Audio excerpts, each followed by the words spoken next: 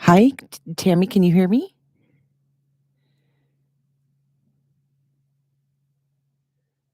Hi, Casey.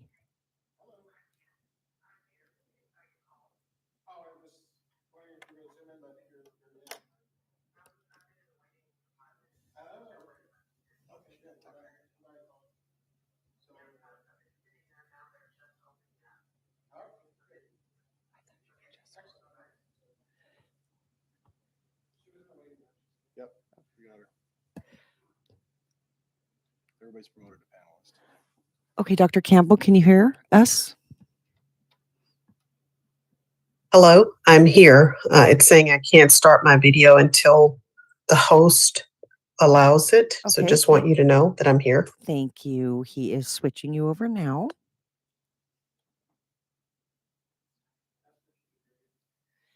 You can hear me okay, though, right? Dr. Campbell, you can hear me okay?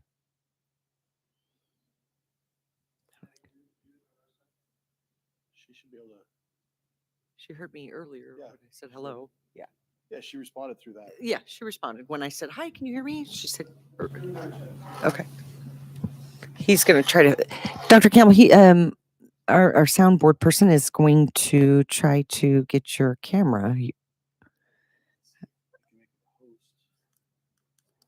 Okay, we're going to try to make you the host. She's a panelist. She should be able to. But you're a panelist. Yeah, she should be able to. She sure's not. Let's call her first. Is that someone else? Just make her the host.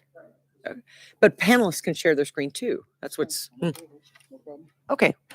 Dr. Campbell, we're going to make you the host so you can share your screen. If you can hear me, can you share your screen, Dr. Campbell?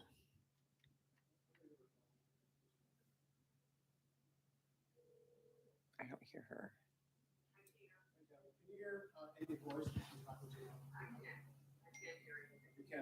She cannot hear.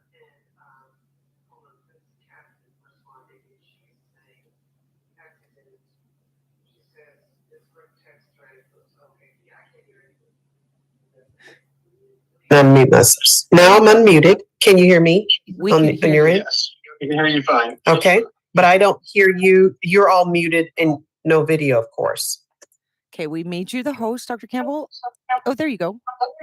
We see you. Okay. Can you hear us, Dr. Campbell?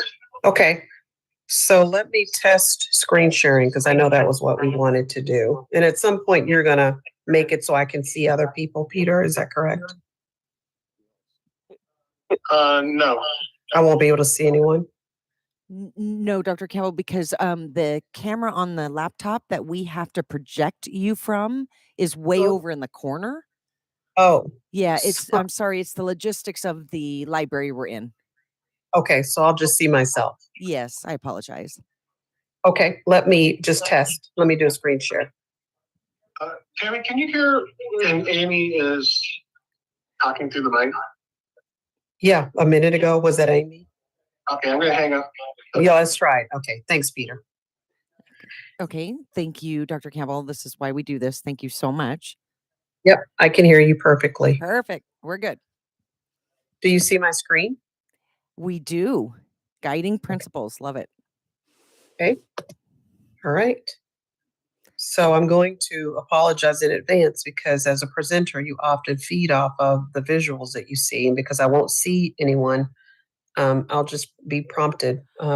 Peter can just say, or board president can say, you know, we got a question. So I just want folks to know that that will be something that will limit my ability to facilitate effectively. Okay. My apologies, Dr. Campbell. Obviously, we No have to worries. work with the technology that we're given. Perhaps, Casey, could we possibly move that podium up closer and use the camera on my laptop by any chance? So, well, if they're sitting out here, if we pull that, she can at least see them from my laptop, or no? Okay, we're gonna try something here, Dr. Campbell. We're gonna No worries. Okay, thank you. I'm going to stop sharing now that I know it works. Okay, there we go. Okay, Great. just a moment.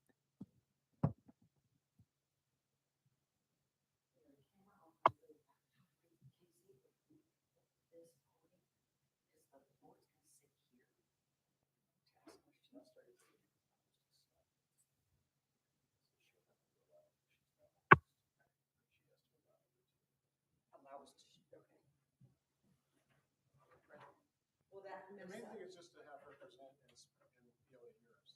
So worry about her seeing us? Okay. It's up to you. Okay. If it works, it works. Yeah. Okay. Dr. Campbell, I'm going to hand you over to Casey. Just Okay. he's going to tell you what you may need to do. Can you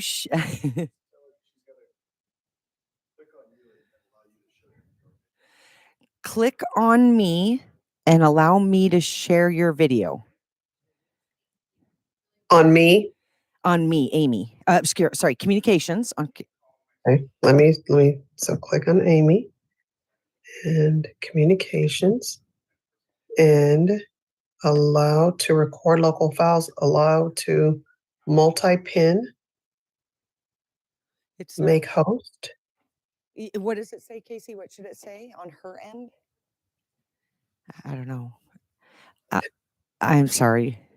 You know what? If I can't see folks, I'm going to be fine. I'm just going to Okay. say I will be limited knowing when to pause. That's all. Okay. We'll be fine. I'm not overly worried about it. We'll make Okay, this. doctor. Okay, thank you. I appreciate it. We will make this work. Okay. No worries. Okay, thank you. Yeah. So Tammy, are you there? I'm here. Okay. Yeah, we'll But have you the can mic. see me. We'll have the can- board members in the front row, and they'll be looking at the screen, watching the presentation. I have the mic right there in case they have questions or. Sure. Yeah. Okay. I think it'll be And fun. Peter, you can see me though, correct? You look great. Yes, you are on a big screen. Okay. And we do have audience starting to come in. So. Awesome. All right. Yeah. All right. So I'm going to set the mic over here, and we'll get ready for the board meeting. Okay. When you prompt me, I'll be ready to go.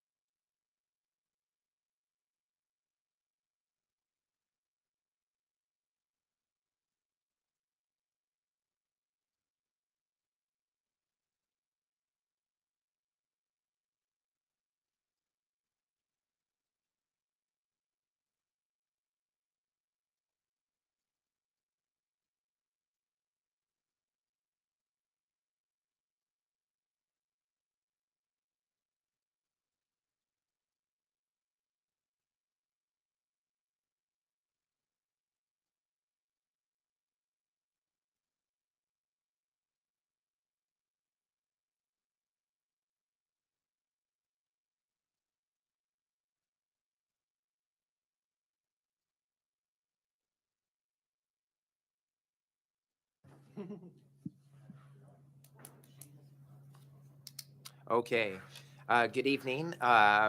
Welcome to the study session. It is Tuesday, May 23rd. It's 6 o'clock, and I'll call the study session to order with the Pledge of Allegiance.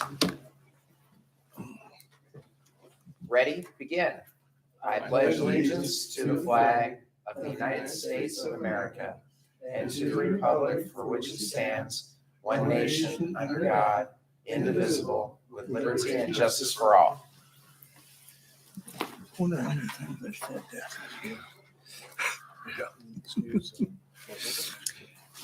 Yes.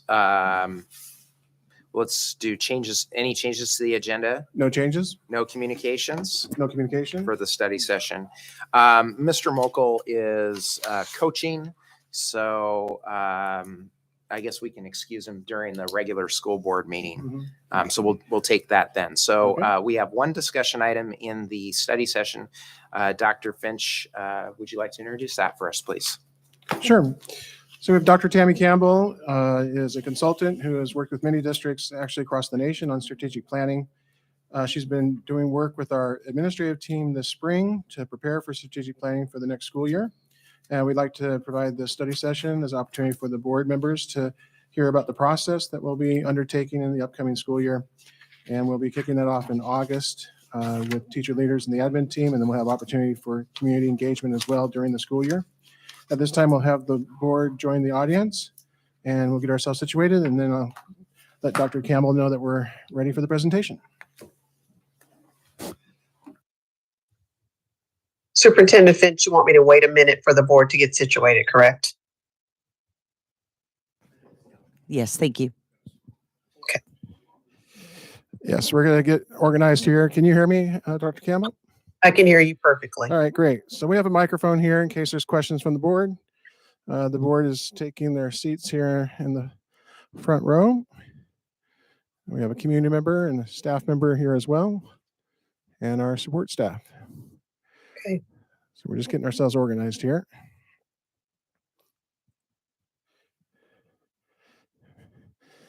And we're about ready. All right, well, we can see you perfectly up on the screen, so I think we're all ready. Go ahead and take it away. Good evening, members of the board, Superintendent Finch, members of the audience. I'm looking forward to share with you our process for strategic planning. Before I share screens, I want to just give you a little bit of a narrative. You know, I'm 29 years in education, classroom teacher, math staff developer, principal, principal supervisor, chief academic officer, assistant superintendent, and superintendent.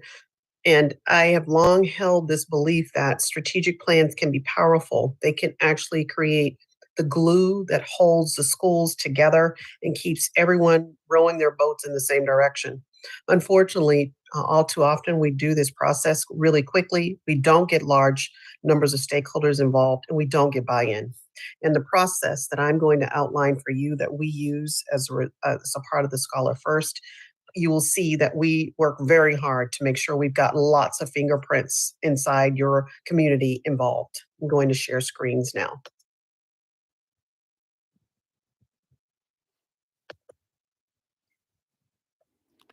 Okay, we can Can you see, see my the screen? Scholar First, and you might want to, yep, there we go. Looks perfect. Awesome. So I've got several goals for tonight's presentation work study with the board of directors. I want to outline the research that informs our approach to strategic planning. I want to provide an overview of the strategies we use to ensure that the strategic plan will then align to school improvement.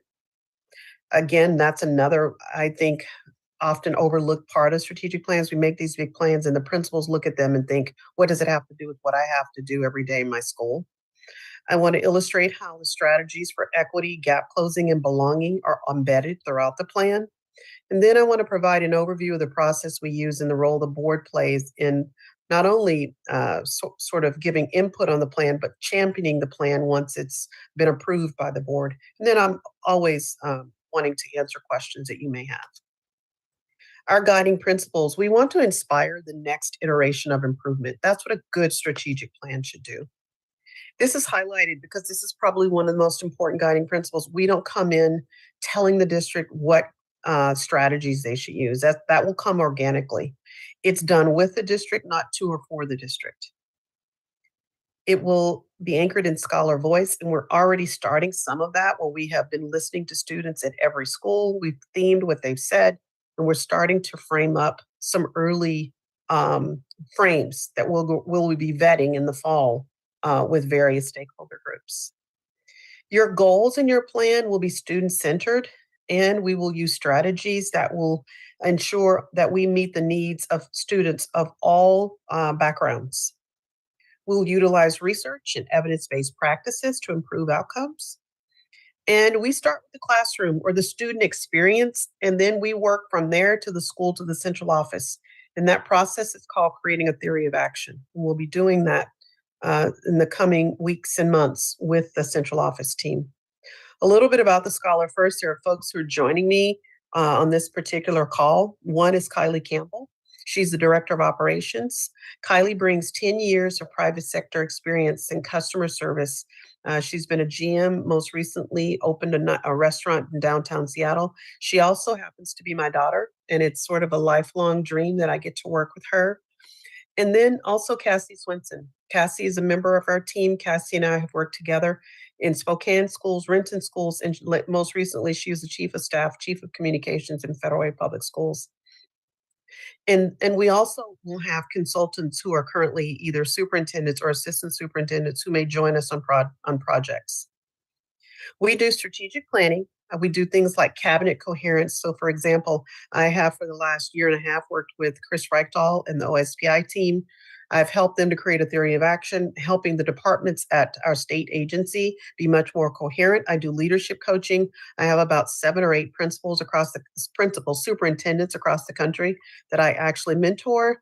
And so there's a wide variety of work that we have in our portfolio. A little bit about me, just briefly, I've been a classroom teacher in the Spokane Valley, math staff developer in Central Valley. I was a principal there as well, chief academic officer in Spokane School District. I then took a year off and worked with the Center for Educational Leadership, where I did something called central office transformation work. I did that work in Pennsylvania, in Las Vegas, in Florida, in North Carolina, and a few states in Washington. I learned a lot about what high-performing school districts do that causes improvement in terms of student learning. Assistant Superintendent of Teaching and Learning in Renton, and most recently Superintendent in Federal Way. Had the most incredible board there. My last year there, they were large board of the year. And I spent my 7th year mentoring the person who was coming behind me, the deputy, who had actually been with me in 2 districts. So we were able to transition, and a lot of the things that I now know work are still being upheld in Federal Way Public Schools. Because of some of the gap closing work we did, we're the most diverse district in the state of Washington, and we had some of the highest college going rates in the region. We were recognized, I was, as one of the 25 most influential leaders in the Seattle area. I've also done some work for AASA, and currently I am the founder of my company, the Scholar First, and we've been at this now for about 2 years, strategic planning. We've completed at this point about 8 strategic plans in big districts and small districts, and every time we do them, we get better. Here are some of the districts that we're currently working with right now. You'll see that we're in Washington. We just finished Beaverton, for example, Beaverton, Oregon's strategic plan. We're currently doing strategic plans in Michigan. Finished one in Richland, South Carolina, pretty big districts, but we also did Quincy's strategic plan. And I'm actually doing a presentation with the superintendent in Quincy. He was telling me I talked to Nick 2 days ago. He says, "You'd be so proud. Our superintendents, our principals are saying that for the first time, they can be thought leaders with each other because their goals are similar and they're all rowing in the same direction." Also doing some work with the Gates Foundation and some other organizations that are not necessarily K-12. Here are some of the testimonials from some of our clients who we've worked for. And the reason I share these, I want you to look at some of the themes that keep coming up, and you'll see things like greater focus, moving in the same direction, student-centered comes up quite a bit. The last example, you see that picture in the bottom left. Those are teachers in a district of about 3,000 who are coming together to identify the strategies for their strategic plan. And by doing the work this way, when the strategic plan is done, it's not an afterthought. Your teacher leaders will not feel like it was done to, it will be done with. And so we use these processes of co-construction where we get a lot of voices. And again, you can see testimonials from Beaverton as well as Evergreen. Evergreen had started a strategic plan, and then they asked me to come in and help them because they needed to finish it. It didn't have metrics or outcomes, and it didn't have goal areas. And so we just finished theirs. And in this presentation, I'll share with you some of the samples of what we've been able to create. One of the pieces of research that I want to call out, and it'll explain how we design our strategic plan. This comes out of Battelle, and it says that districts that are high performing identify 5 or fewer initiatives. These are the district initiatives. And the way I frame up your strategic plan, you'll have 4 to 5 foundations, and they are the district initiatives. And this research also says that the schools should have no more than 3 or fewer. And the way we frame this up, the schools will have 2 big goals they focus on in the strategic plan. And I'll tell you more about that in a moment. Everything that we do is designed to move from misalignment. And when we're in systems, before they begin the strategic planning process, here are some of the comments that we hear. There are too many initiatives. The right hand doesn't know what the left hand is doing. There's a lack of focus. Each school is working in their own silo. And then the shift in districts like Quincy and Wyoming, Michigan, and Evergreen is we're now feeling like we can move in the same direction. We can collaborate better together. Our goals now are very student-centered, and we have fewer goals so we can be better focused and more aligned. And the word coherence will come up a lot as I'm working with the team. When things are coherent, they're consistent, and they're connected, as opposed to inconsistent practices across your schools and things that are disconnected. And in that example, the person who suffers the most are students who often move between our schools and have to constantly figure out how to play the game of schools. A good strategic plan should allow you to be a little bit more consistent and a little bit more focused, and allows the building principals to lean on each other and collaborate with each other, because this work is not something that can be done in isolation. We have 4 phases of our strategic planning process, and right now we're in that phase 1, which is creating the ideal conditions for strategic planning. And one of the first things that we do is we give the governance team an update, and that's you. We give you an overview of the strategic planning process. I will actually be coming back to the board to give input on the mission statement, and then we'll give you another checkpoint or an update once we do listening and learning, so you get a sense of the themes that come up when we're on the ground doing the listening and learning session. We have broad committee representation. We have a district planning team, which meets once a month on average, where we actually lay out what we need for logistics for that month. There's a district leadership team, which is comprised of teachers, principals, and the cabinet level leaders. They actually are the writers. They write things like our core values. When I come to the board to get phrases and words for the mission statement, this DLT group will do the writing.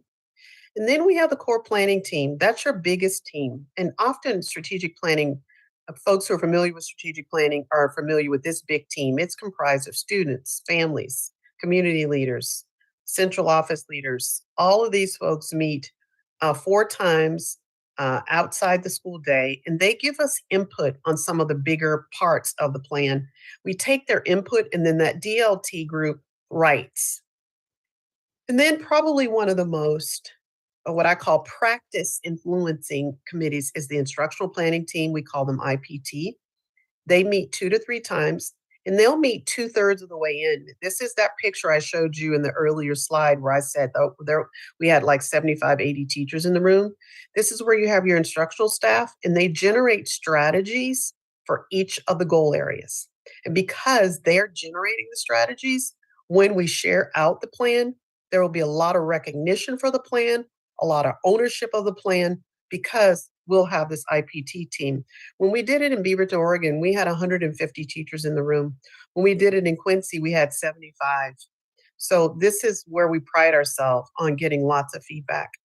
And we've already gotten feedback from your student advisory groups at the principal, at the building site, and as well as the central office site, where they're giving us input about what works best for them. And we'll continue to do that all along the way. And of course, there's the governance team. Here are some of the milestones and deliverables that we commit to. These are all the products that come out of our strategic plan. And every time we meet with our core planning team, we give them a status update. You'll start to see X's in the status row cell, and we monitor that. So we will be doing a vision of the student experience, core values.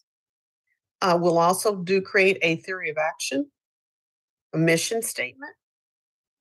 We'll do a listening and learning, and then after the day we're there, the next day we do a survey where we ask the exact same questions. We theme the listening and learning, what we heard, and then from there, we frame and name the student-centered goals. Once those goals are framed, we draft outcomes. That's how you get to the metrics. Often people just assign metrics without determining the outcomes. We'll determine those outcomes that are unique to your community, your context.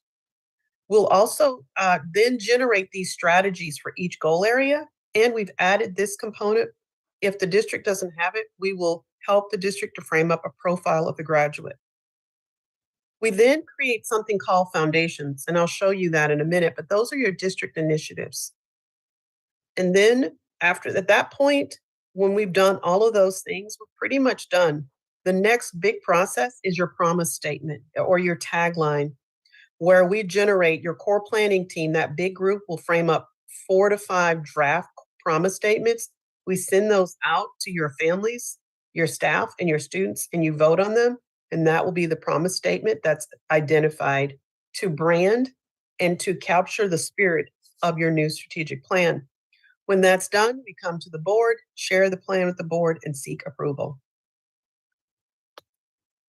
So the vision of the student experience. Here's some samples of what this is. We basically meet with students first and we ask them questions around what does it feel like when they belong and what does it feel like when they're successful as learners. We take everything they say and then we frame up this vision of the student experience and we frame it from the student perspective. We start with this first. Why do we do that? Because ultimately the strategic plan should ensure that every student in West Valley feels like this is how their experience plays out. This is a sample from a district in Michigan. And you can see, I know we all belong and are valued. This is what the students said that's important to them. I'm motivated to learn and achieve new and challenging ideas. I see myself and others in my learning. I'm cared for, supported, and heard, and I'm empowered to influence my community. The bottom statement is the summary statement that is the overarching vision for the district. Here's another one. I belong. I know what I'm learning and why I'm learning it. I see the contributions and perspectives of many cultures in my learning. I'm learning challenging things and mastering standards. I have a voice in my classroom and my school. And the summary statement below.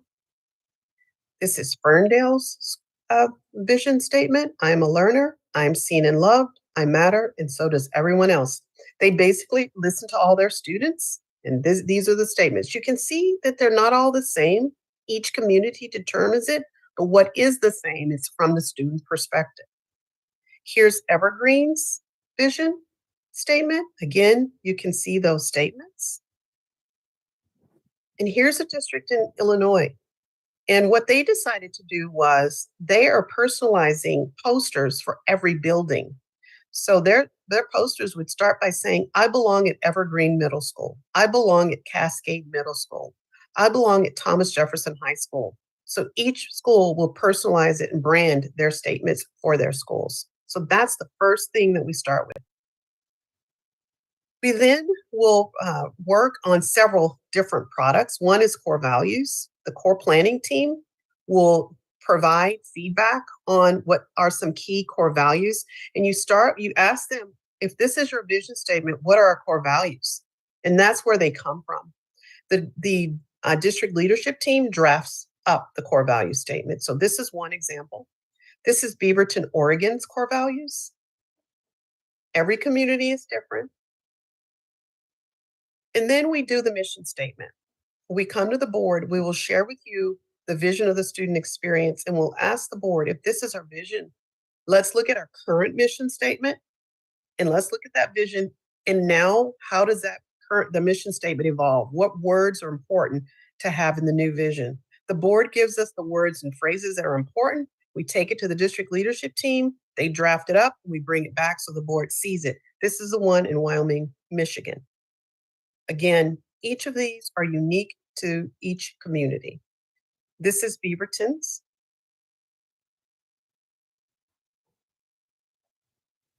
So you've got your vision statement, but a vision without a strategy is just a hallucination. You can't just have a vision and expect it to have legs. You've got to start to work backwards to analyze and to plan and to map out how you achieve the vision. Isabel Stevenson is a national expert in improvement science.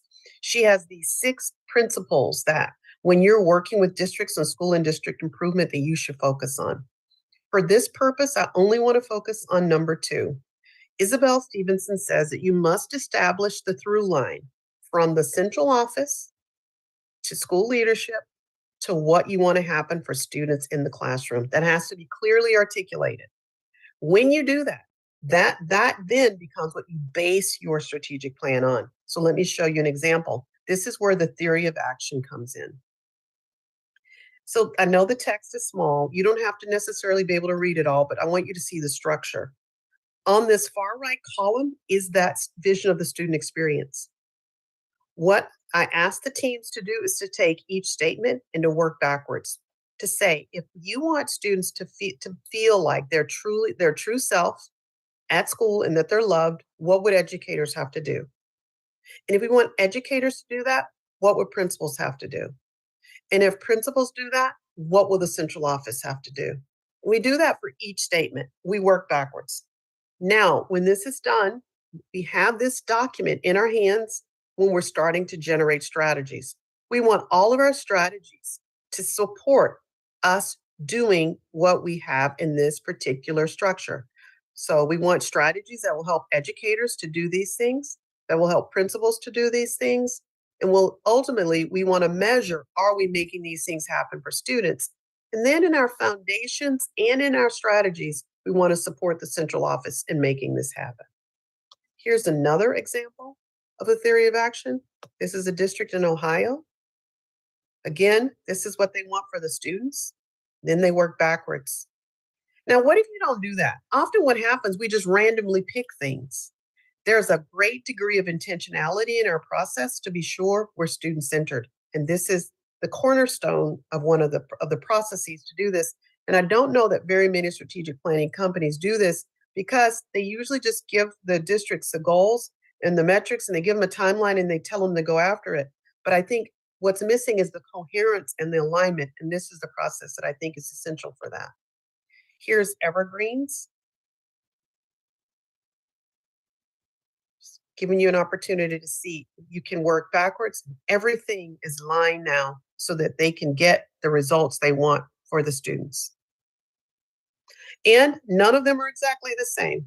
They're different depending on where the districts are. So when we're done with that, we then do listening and learning. And your listening and learning will happen on October the 18th. We asked these 4 questions, and this is the student sample of what we asked on that listening and learning day. What word comes to mind when you think about your school experience? Think about a time when you were successful at school. List 2 to 3 things that helped you. Think about a time when you were unsuccessful at school. List 2 to 3 things that would have helped you to be successful. And if you had a magic wand and could do one thing that would make school better for you, what would it be? Those are the 4 questions we asked them. We asked staff and parents a version of that, but it's more in the adult language. I'm not necessarily going to read it to you, but it's the exact same thing. So we do this, and we start out early in the morning and we go to late in the evening. We were, for example, in West Valley, Spokane, and they had standing room only and for their parents who came out to participate. We went to elementary. We come out and there are 3 of us. We break up into 2 so we can get to as many students as possible. And I want to say we listened to about 175 students in person. We just went from elementary, middle, and high. And then we had a staff forum. And then we had a family forum. And we got lots of participation. When we're done, the next day, we send out an online survey of these exact same questions to staff, families, and students. And our goal in a district your size is to be in the thousands of responses because we want lots of fingerprints on this particular process. When all that data comes back, we work with your admin team and they theme it. And here's an example of the scholar themes from one of the districts. This was the magic wand question. Basically, it's like, what's the priority? And you can see the 3 things the students are saying. These are the ones that came up more times than others. And so we theme them that way. And we'll do the same thing for you. And we'll share these themes with the board when we have them themed. So then we've done listening and learning. Now it's time to identify your goal areas and your outcomes because it's critical that you're able to actually monitor progress. So here's an example of Evergreen's goals, their metrics, and their outcomes. Here are their 4 goals. All the districts we work with, we strongly urge you. Remember that research I shared with you that said schools should have no more than 3 or fewer goal areas, and the district should have no more than 5 or fewer. So this is in line with that process. So you can see the goal areas, here are the metrics, and here are the outcomes in their strategic plan. Pretty user-friendly, and it lends itself to school improvement planning. I'll show you some other examples.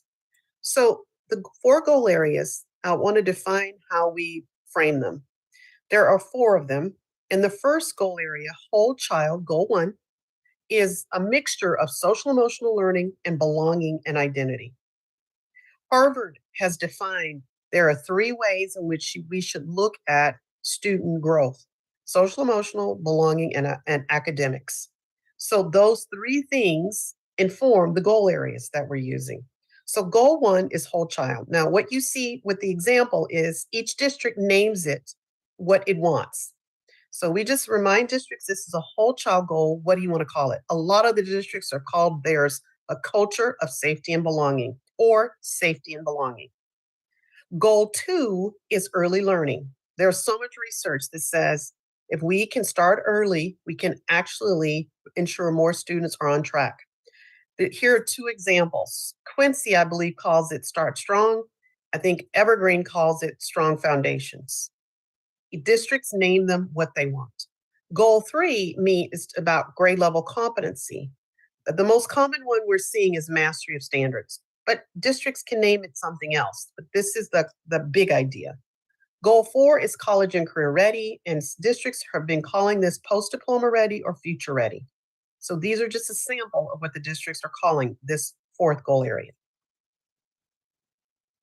In the summer of 2024, we will have moved through this process. We will have gotten the plan approved, and we will have a meeting with all of your leaders, building leaders, to explain how to implement the new plan. And often not enough attention is placed on implementation.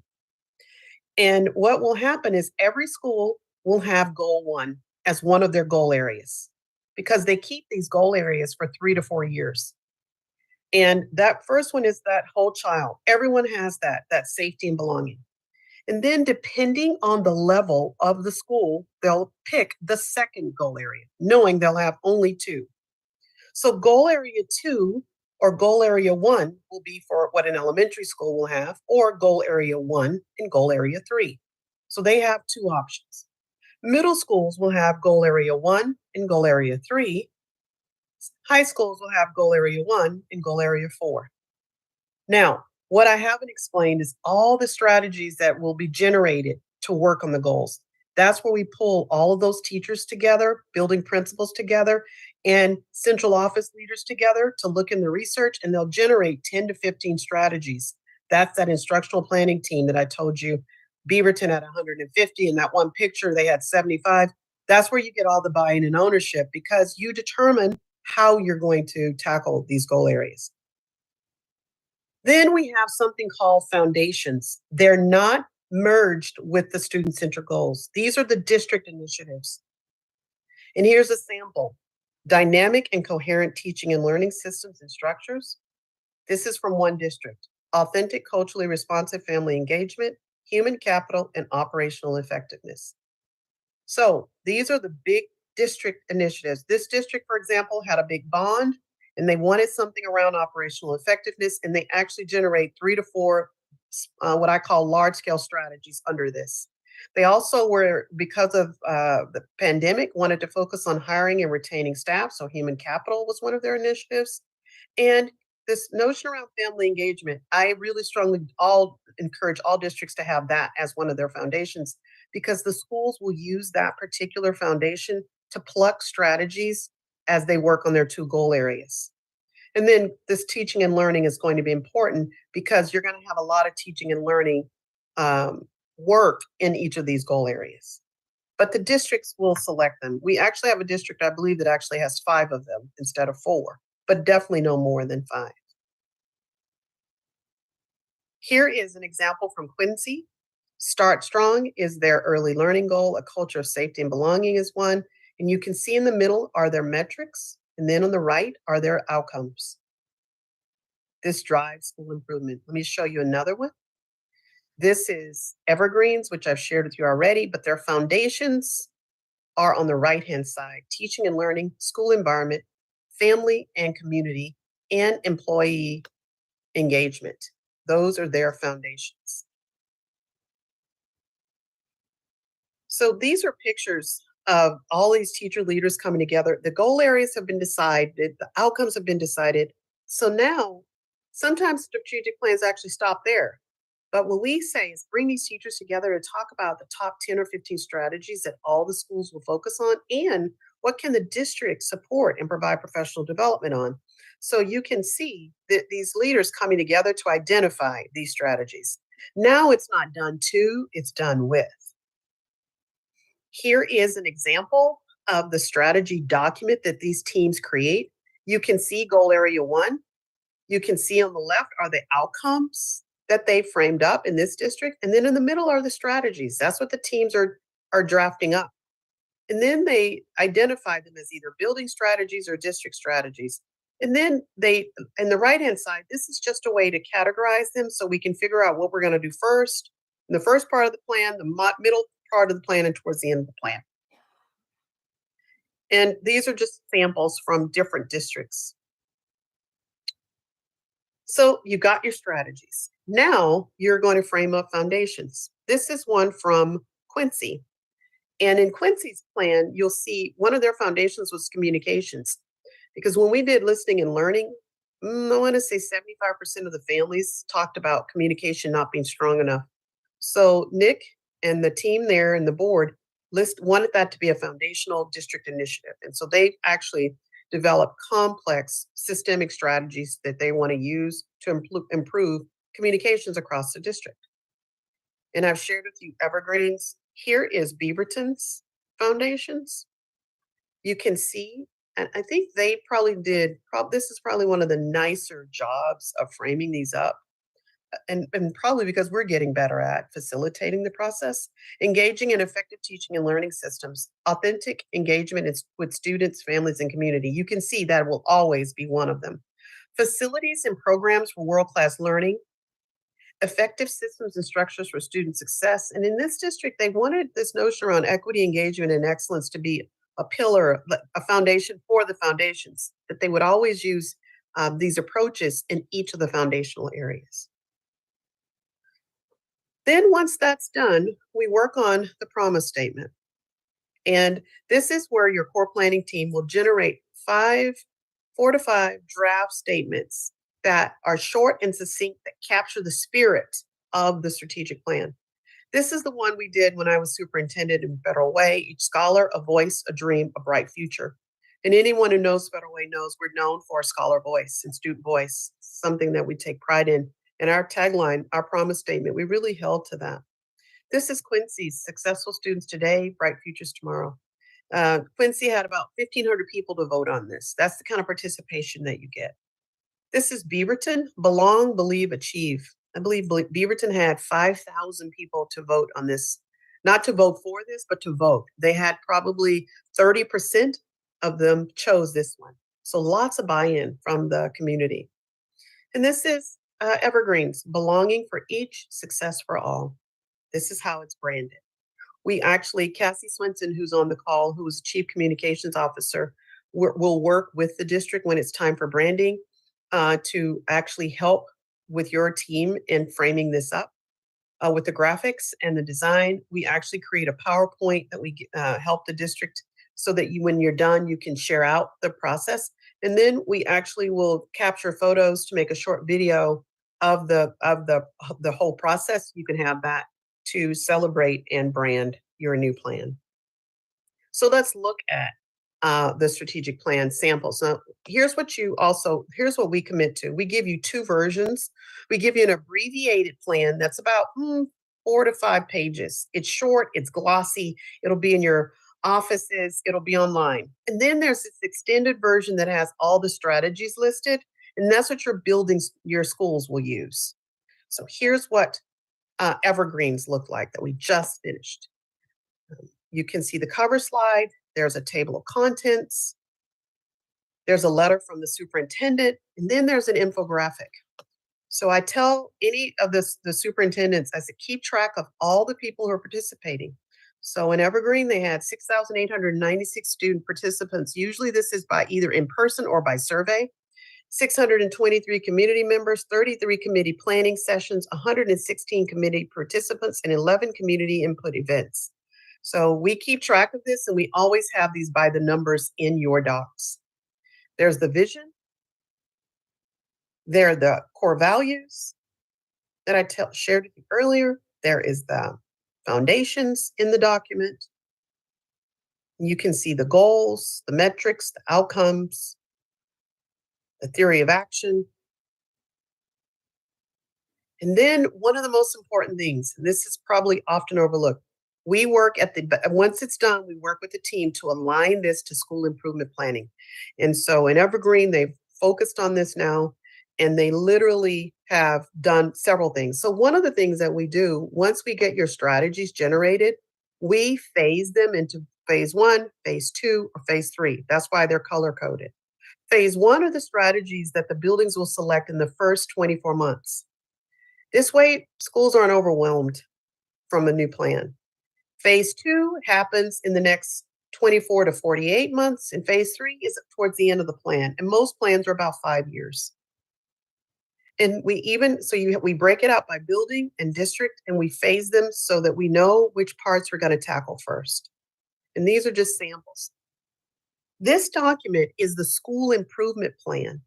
And in Evergreen, they now have worked so that the buildings will select the strategies and populate their school improvement template. It aligns directly with the strategic plan. Buildings don't have to sort of, do extra work.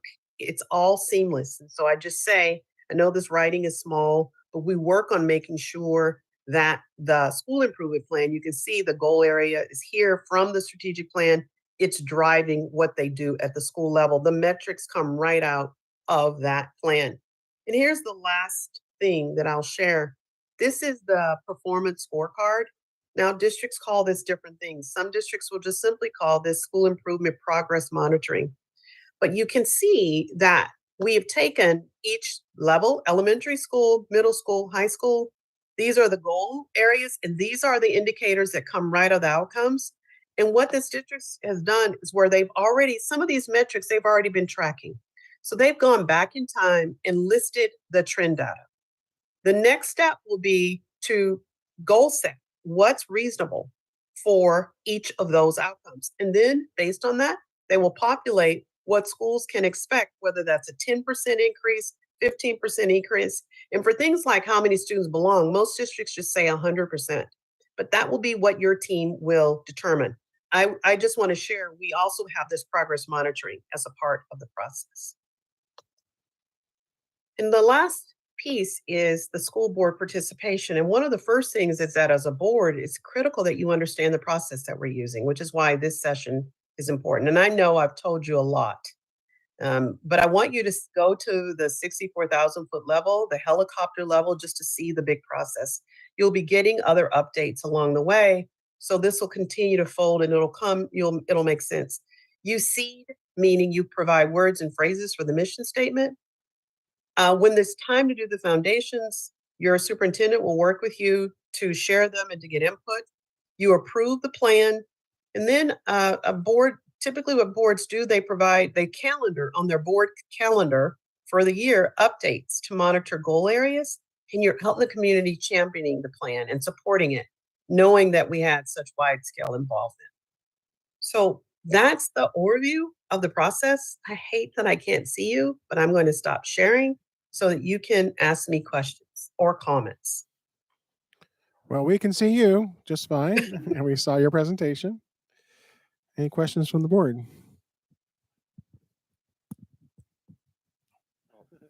Dr. Campbell, this is Michael Thorner. Thank you for presentation. I'm really excited just to hear about the overview. I'm excited to see what. All right, I enjoyed seeing what you've done in the other districts and excited for our district going through this process. My question for you is how do you go about getting a lot of community and parent interaction in the process? Um, I'm I say that I ask that question with a specific purpose because although at least my perception is that we have a lot of parental involvement in our and engagement in our individual students, corporately as a district, I don't see as much buy-in at times. I mean, and so I'm very interested to hear how you generate such interest in the other districts that you work with.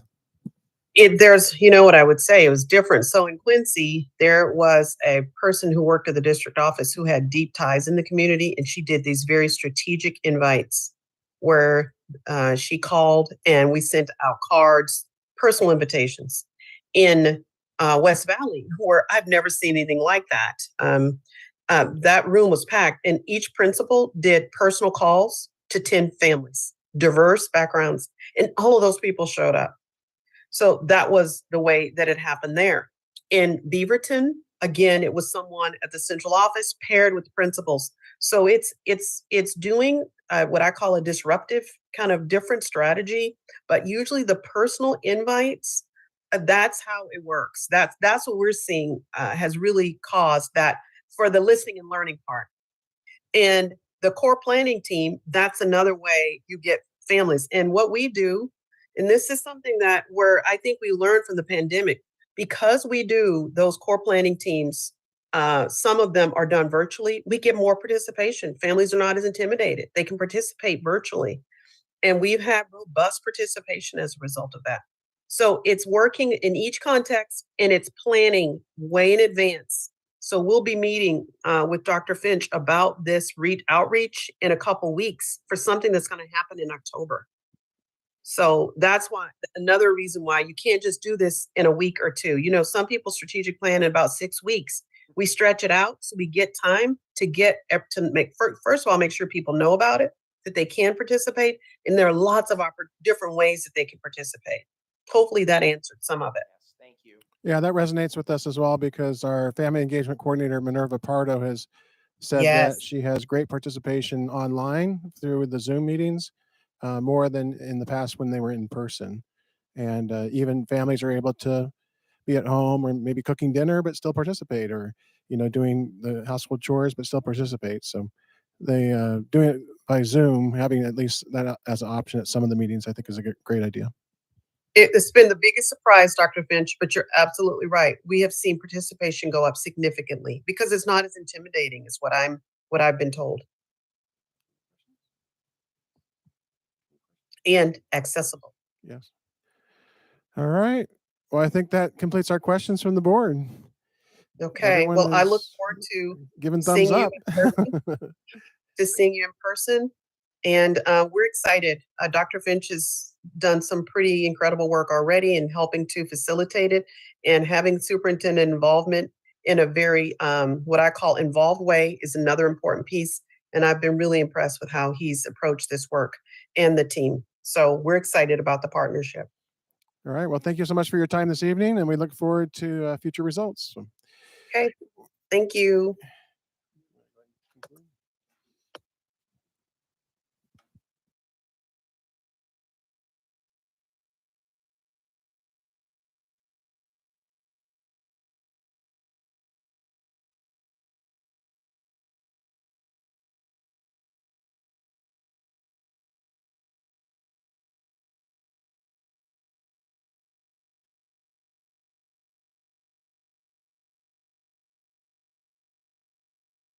And we'll take about a 14-minute break, and we'll come back at 7 o'clock at the top of the hour. To sorry, Siri. We'll come back at 7 o'clock, the top of the hour, and we'll have the regular board meeting.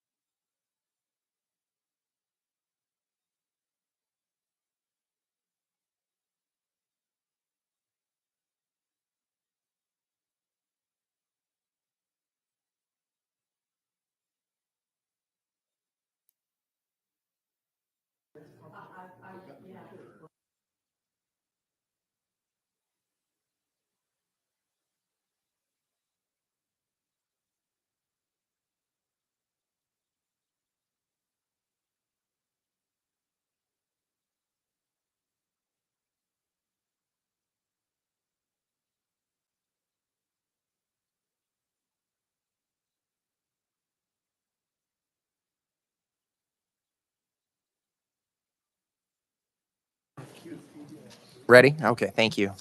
Good evening. It is Tuesday, May 23rd. This is the regular school board meeting for the West Valley School District, 7 o'clock. I'll call the meeting to order by saying again the Pledge of Allegiance. Ready? Begin. I pledge allegiance to the flag of the United States of America and to the republic for which it stands, one nation, under God, indivisible, with liberty and justice for all.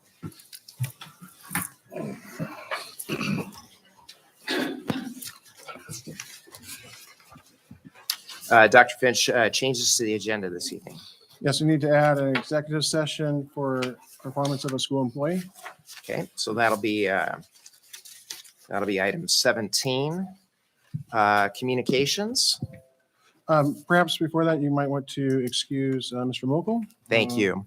Mr. Mokel is absent due to coaching, and I'd like to make a motion that we excuse him. And I'll call for a vote. All those in favor, please signify by saying aye. Aye. Aye. Opposed, same sign. Motion carries 4-0. On to communications. Communications we had as a placeholder response to public comment. There's no response needed this meeting. Next is staff retirement recognition. I got a message that Laura Bardoon was not going to be able to attend. Laura is a teacher at our junior high with 9 years of service in West Valley. I appreciate all of her work that she's done as a math teacher at our junior high. Next is Joan Coomer. Is Joan here this evening? Joan is also at the mid-level campus, 21 years of service in West Valley. Appreciate Joan's work in English language arts and assisting students that are English language learners. And then finally this evening, we have Robin Sills. Is Robin here this evening? Robin is head custodian now at the mid-level campus at the middle school. Robin's start date in West Valley was September 5th, 1978, 45 years of service. Wow. 45 years of service. So really appreciate Robin and all he's done for West Valley. All right, next is our program presentation. Board members had asked to have a presentation about instructional coaching in West Valley. There's been a lot of work done this year with professional development, coaching of our coaches. And so we have Assistant Superintendent Stacy Drake and a team will share the work that has been done this school year in instructional coaching. We asked the school board to go ahead and join the audience so we can see the PowerPoint presentation. So if you give us just a moment and we can begin the presentation.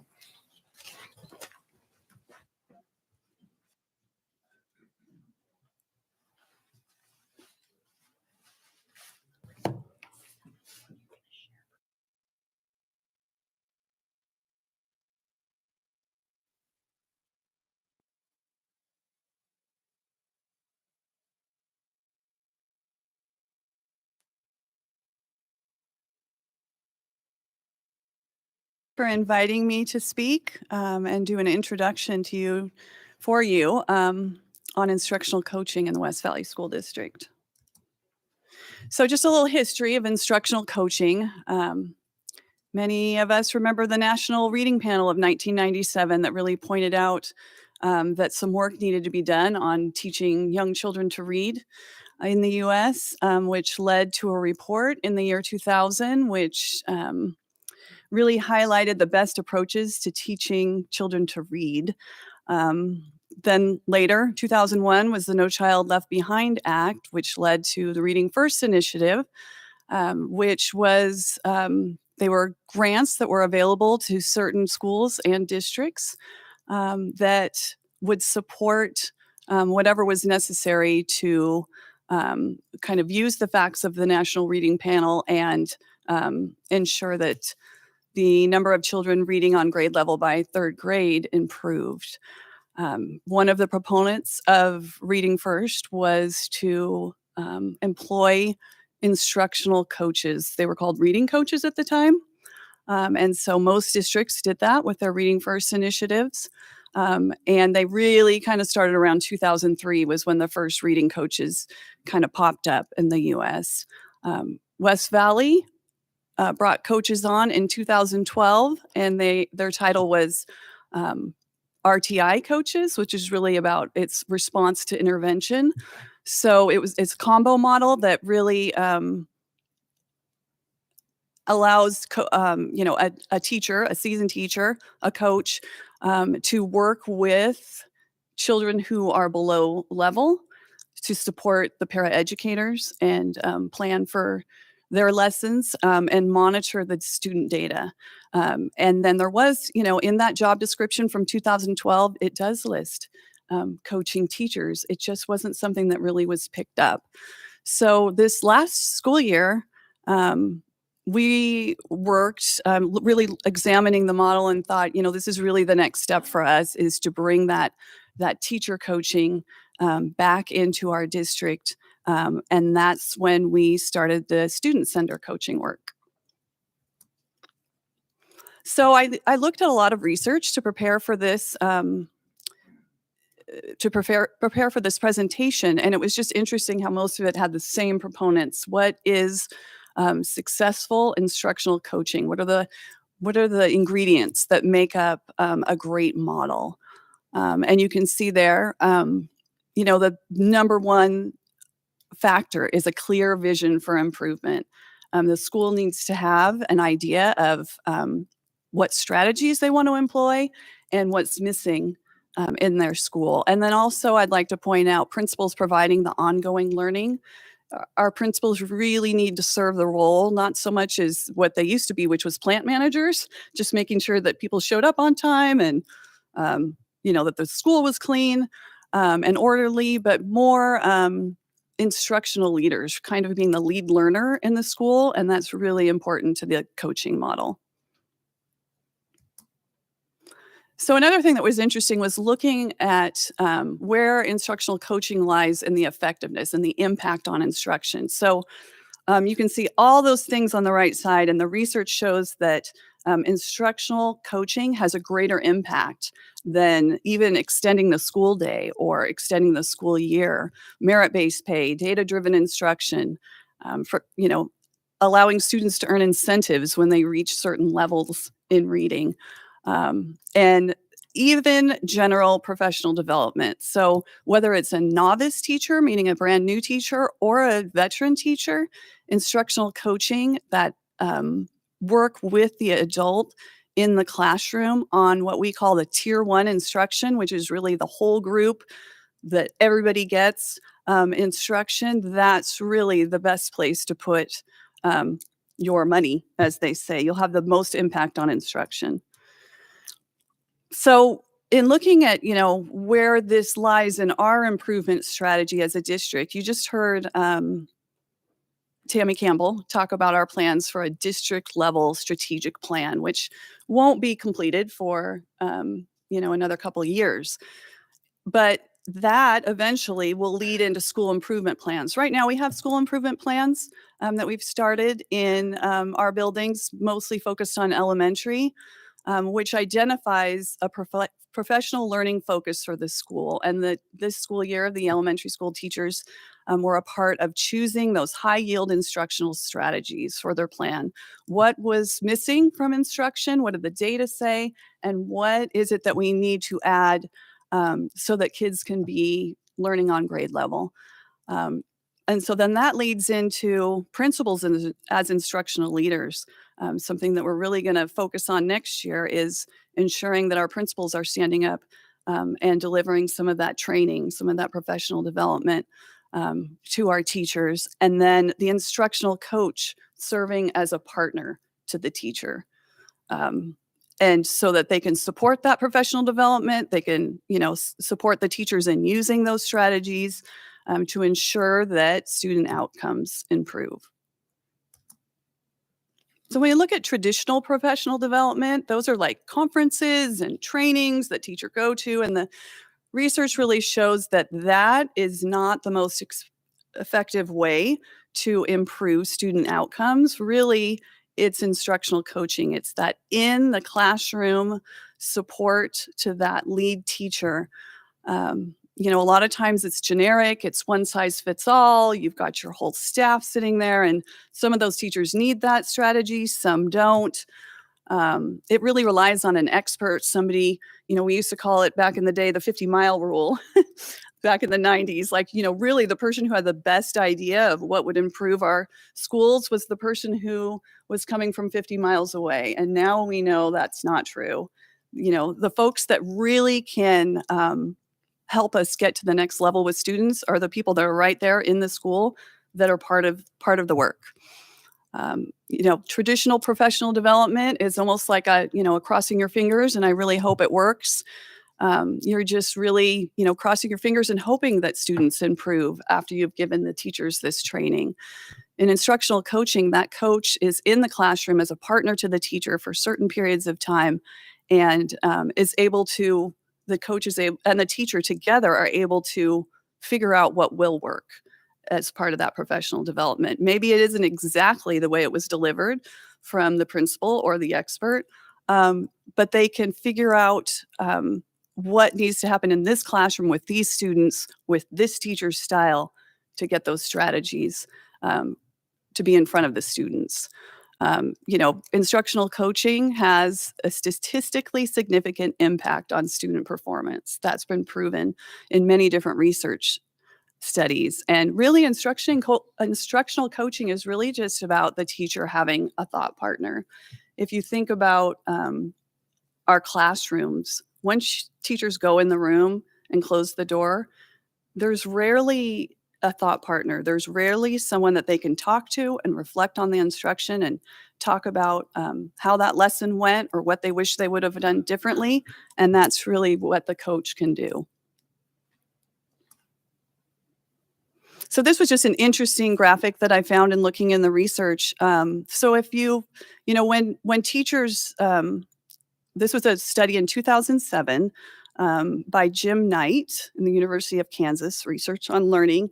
And they found that when teachers experience professional development over a variety of settings and styles, but when it was just the typical generic conference, you know, only 33% of those teachers actually implemented that strategy that they received the professional development on.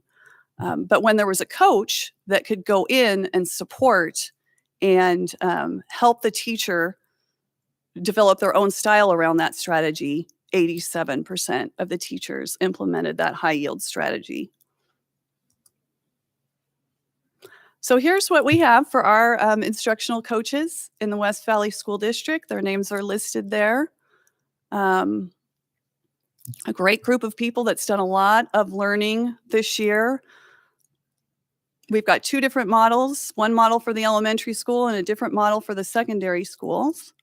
And Geraldine is going to talk to you about student-centered coaching, which is the model that we're using at our elementary schools. And then we have folks here from every level, to teachers and coaches, to talk to you about their experiences this year in coaching and to answer any questions you have. Thank you. We were really fortunate this year to look at instructional coaching K-12 through the Diane Sweeney coaching model, which really focused on these 7 core principles for student-centered coaching. And again, I want to reiterate the fact that this is a job-embedded model, like Stacy talked about, and the idea here is the thought partner exchange that happens between the teacher and the instructional coach. So our 7 core principles, the first one there is utilizing coaching cycles. I forgot my glasses. Utilizing coaching cycles. So one thing we learned about in the Diane Sweeney training was really that everything is a cycle. It's a cycle of 3. It's a pre-brief and an action or a plan that you implement, and then you come back and you review and you debrief. So whether that coaching is extensive or short in time, it always comes in cycles of 3. So we really focus on the cycle. We always are looking at standards, the state standards. So bringing everything that we do back to the standards. And we have actually found that to be more of a challenge than we realized. But it's really important that we have intentional focus on standards and what it's going to take to get the students to those standards. And so that's where that thought exchange really happens with the teacher and the coach. And they're looking at all students and all their needs and how to get them all to the standard. The next one is unpacking that standard into smaller learning targets that are easily assessed in the classroom. And then co-planning with the teacher and looking at student evidence. Some of our best coaching cycles, or all of our best coaching cycles, are really those cycles in which there's student evidence at the table, and you're really able to look at what are students doing, what are they not doing, and how are we going to get them there. Co-teaching is a part of the student-centered, the 7 core practices, and co-teaching can look different in different classrooms. It can be teaching side by side in tandem. It can be collecting evidence around how students are doing in order to meet those standards. It can be thinking aloud as they're teaching and modifying in the moment. So there are lots of different ways that the teacher and the instructional coach can co-teach during a coaching cycle. We also want to look at measuring the impact of student and teacher learning. There's a lot of great ways to pre and post assess student learning before and after a coaching cycle really gets going. And definitely an area of focus for us as we move forward into next year. Looking more at the evidence of effectiveness. And then also my favorite part of the student-centered coaching model, what really drew me to this particular model was the partnering with the school leader. It's essential that instructional coaches have the support of the building administrator. And so that was really what made this model for me stand out. So those are the 7 core practices for our student-centered coaching. Again, the focus at the elementary level is the student-centered coaching model, but we were fortunate enough to have our K-12 coaches be part of that training. So again, I spoke about it in that student-centered coaching, and in this picture, you can see our entire district instructional coaching team. Jennifer Sanderson led some coaching labs at Summit View Elementary School, and we were able to pre-brief, go into the classroom, watch her coach 2 teachers, in fact, on that day, and then come back and debrief as an instructional coaching team about some of the things that we noticed and some of the things that we wondered. It was just really good overall conversation about what coaching looked like. So again, looking at the cycle there where we're identifying a need or something that the teacher wants to work on, we're learning together, and then we're debriefing at the end and improving our practice along the way. And our first set of presenters, teacher coach team from Apple Valley, Kristen and Sonia. Good evening. I'm Kristen Williams, and I am the instructional coach at Apple Valley Elementary.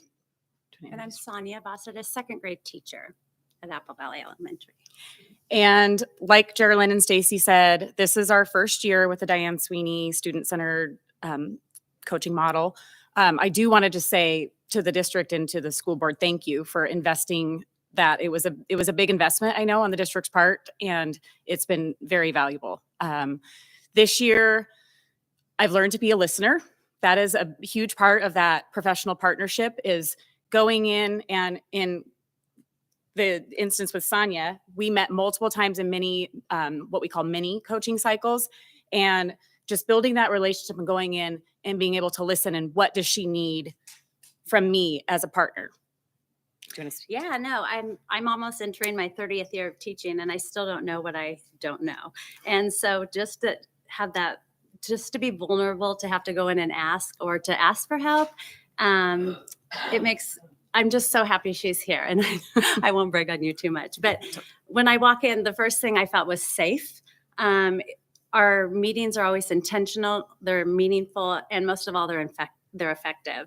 And it seems like everything we've met about, I'll take in my data, and she'll say, well, what are you doing? Let's talk about it. And we go over a whole bunch of different scenarios, and then I'll bring back my results, and we celebrate every single time, because it's just so meaningful. And I always felt heard. I am not afraid.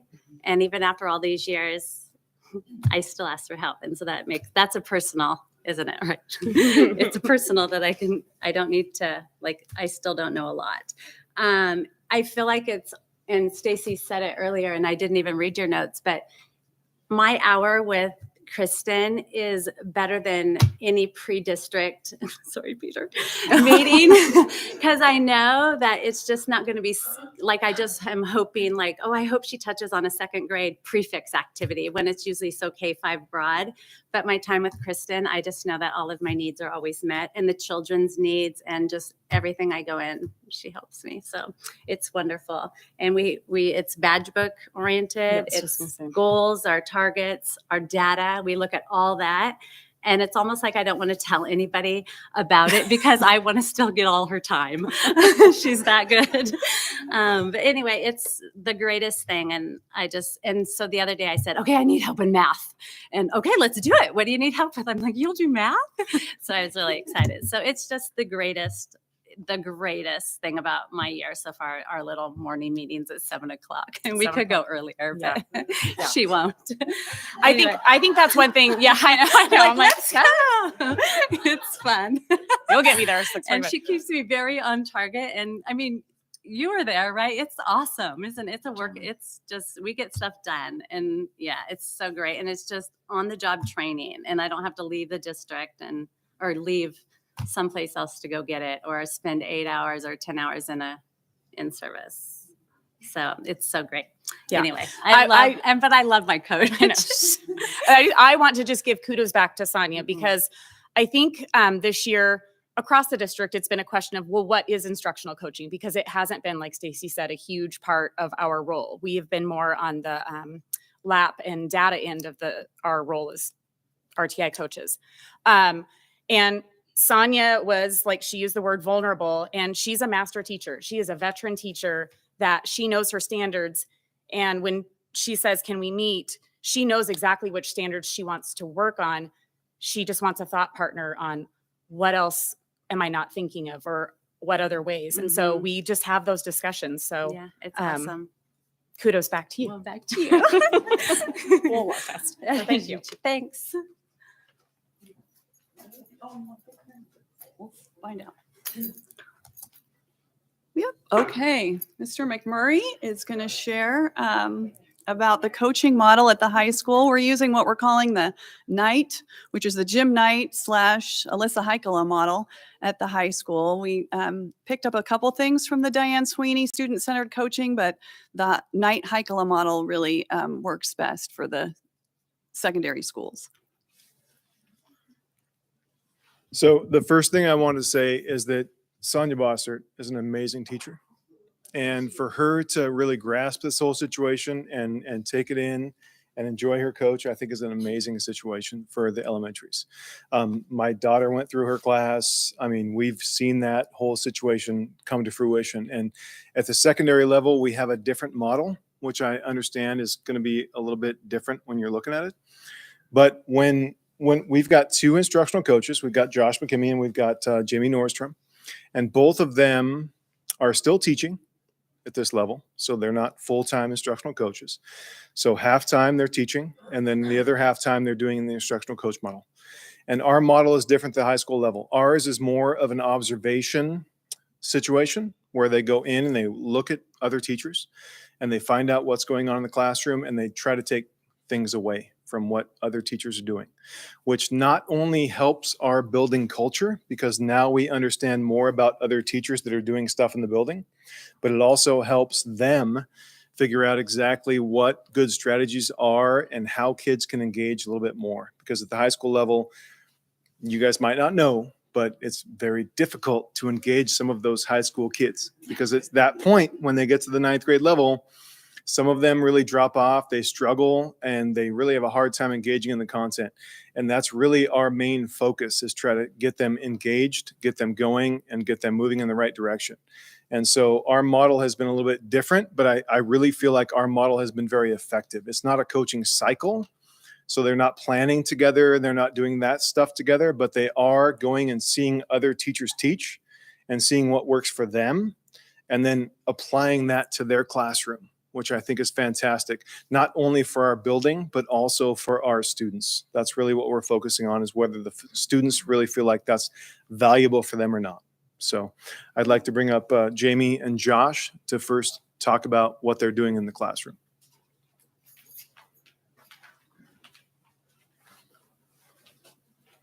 Okay, I guess I got here first. So Josh has got a year head start on me. This is his second year doing this. In this, excuse me, first year that I've been involved in the coaching, it took a little while to, I mean, I knew the math teachers well because I've been here for a long time and was mostly, on the committees that hired most of them. The science teachers, it's been a little bit harder to crack into that group. But I sit in on a lot of their meetings and I try to, sound like I know what I'm doing in their area as well. I do have a little bit of that in my background. But the observations, that was kind of where I started with observations, and then trying to give kids or teachers an opportunity to reflect on how things went. Because I think that's one of the big things that when you have a full teaching schedule, you have your one plan period and you get in there and you're planning for everything else, and you rarely have the time to just stop and think about how things went and reflect on that. And my showing up kind of forces some reflection. And then we're able to talk back and forth about what they think about how it went, and what they would maybe like to see happen differently in their classroom, what they're maybe least satisfied with the way things are going. And then we get to have conversations about that, about ways that we could address that. So that's kind of what it looks like for me so far this year. It took a few months to kind of settle in on that being the most effective way to connect with the teachers and get them to change some of their approaches in class, mainly because they wanted to, they just didn't necessarily have the time to think about how to do it. So. Your book. Oh, one thing Jamie forgot to talk about was, what's the book you're reading? Building Thinking Classrooms in Mathematics. And so he's done a lot of work this year around reading that and trying things in his own classroom to then disseminate, like, hey, this works. And I've been able to go in and see that, and it's fantastic to see. I've been working with the English department, the social studies department, and foreign language this year. Like Jamie said, I have a year head start on this. I did coaching work last year, and then this year I've been able to work with teachers more often. And I've worked with many teachers in all of those departments. And so I'm doing coaching cycles. Most of it's around teachers bringing me in, like, send me an email like, hey, can we talk about argument this week? When are you free? And I'll set up a calendar invite and I'll come in and I'll listen. And that's been, as you said, that's been the hardest part, I think, is learning how to be a really good listener, and still working on that, and how to ask questions. As I often like to, when someone's asking me questions, I want to give answers to value their time, but trying to ask questions as well. So there's been quite a bit of work with teachers for me this year, and I suspect Jamie will be in that spot next year. Okay. Yep. Some teachers that want to speak to. Real quick, so you guys know, we have 2 instructional coaches at the high school level, and they work half-time. So they're half-time teachers and then half-time instructional coaches. And Josh works with the ELA and the history department, and kind of works with them as far as where their standards are and what's going on. And then Jamie works with the math and the science department, just because that's a little bit more in his realm. And we've got a couple of teachers here too that want to talk about what it means to them. Something that we've built into the building, it was me really forcing it, was our BDOTs, our building directed optional days. We have 6 of them. And so one of them this year and last year was actually dedicated toward peer observation. And so we've been very focused on going into other people's classrooms and seeing what's going on in other people's classrooms. And what my main focus on it as culturally in the building was to make sure that everybody understands what's going on around them, because we get in these silos where we're in our classrooms, we do our thing, we move on, we go home, we come back, we do our thing, and we don't really see what's going on outside of our realm. And so I really wanted to like push our teachers and move them out of their comfort zone, like we ask our students to do all the time, to try to learn and experience new things. And so that's where we're at right now. And we're going to do more of that next year. And we're kind of putting more parameters on that so that it's not just in the departments, but it'll be outside of their departments. But that's something that I've done, which, you know, culturally, I think is really, really beneficial. But as far as our instructional coaches and our teachers, I think it's been very good for them to go outside of their realm and see what's going on in other classrooms and steal things from other teachers. We talk about stealing things. It's not really stealing, right? Like we're all here to get better. That's what it comes down to. And everyone does something great, and everyone does a lot of things really good, but we can always get better. And that's what we're always striving to do, is that growth mindset. And so trying to get that growth mindset in the building has been very difficult. But I think with the last couple of years and that being a focus and the instructional coaches that we have, it's been very, very beneficial for us. So I just wanted a couple of teachers to come and talk about how that has affected them in their classroom and how that's really been powerful for them. Hello. My name is Renee Powers. I am in my 9th year teaching. I'm here at the high school between here and the freshman campus. I have been working with Josh for the last year. Initially, as an instructional coach, it was like, no, thank you. No, I'm okay.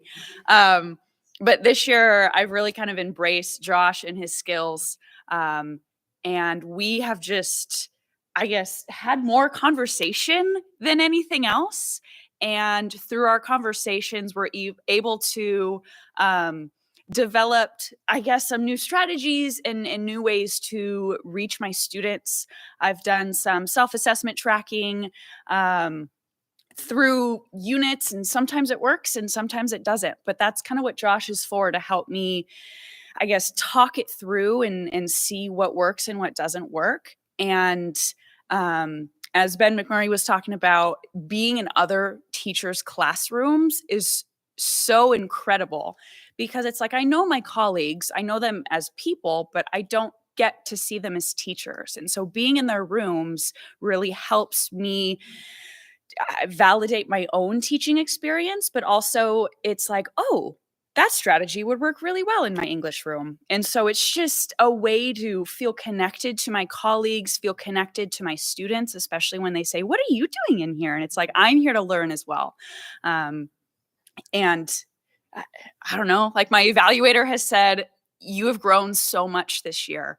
And so I guess that by itself, instructional coaches are just so vital to the success and positive evolution of our district. It has been fantastic, and I'm so thankful that we have them. Thank you.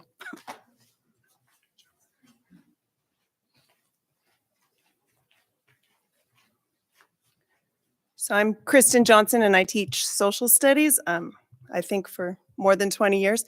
But before I talk about instructional coaching, I just want to say we all gave like a wowed round of applause to Robin for his 45 years of service. And now he's sitting back there. So I kind of think we should do it again.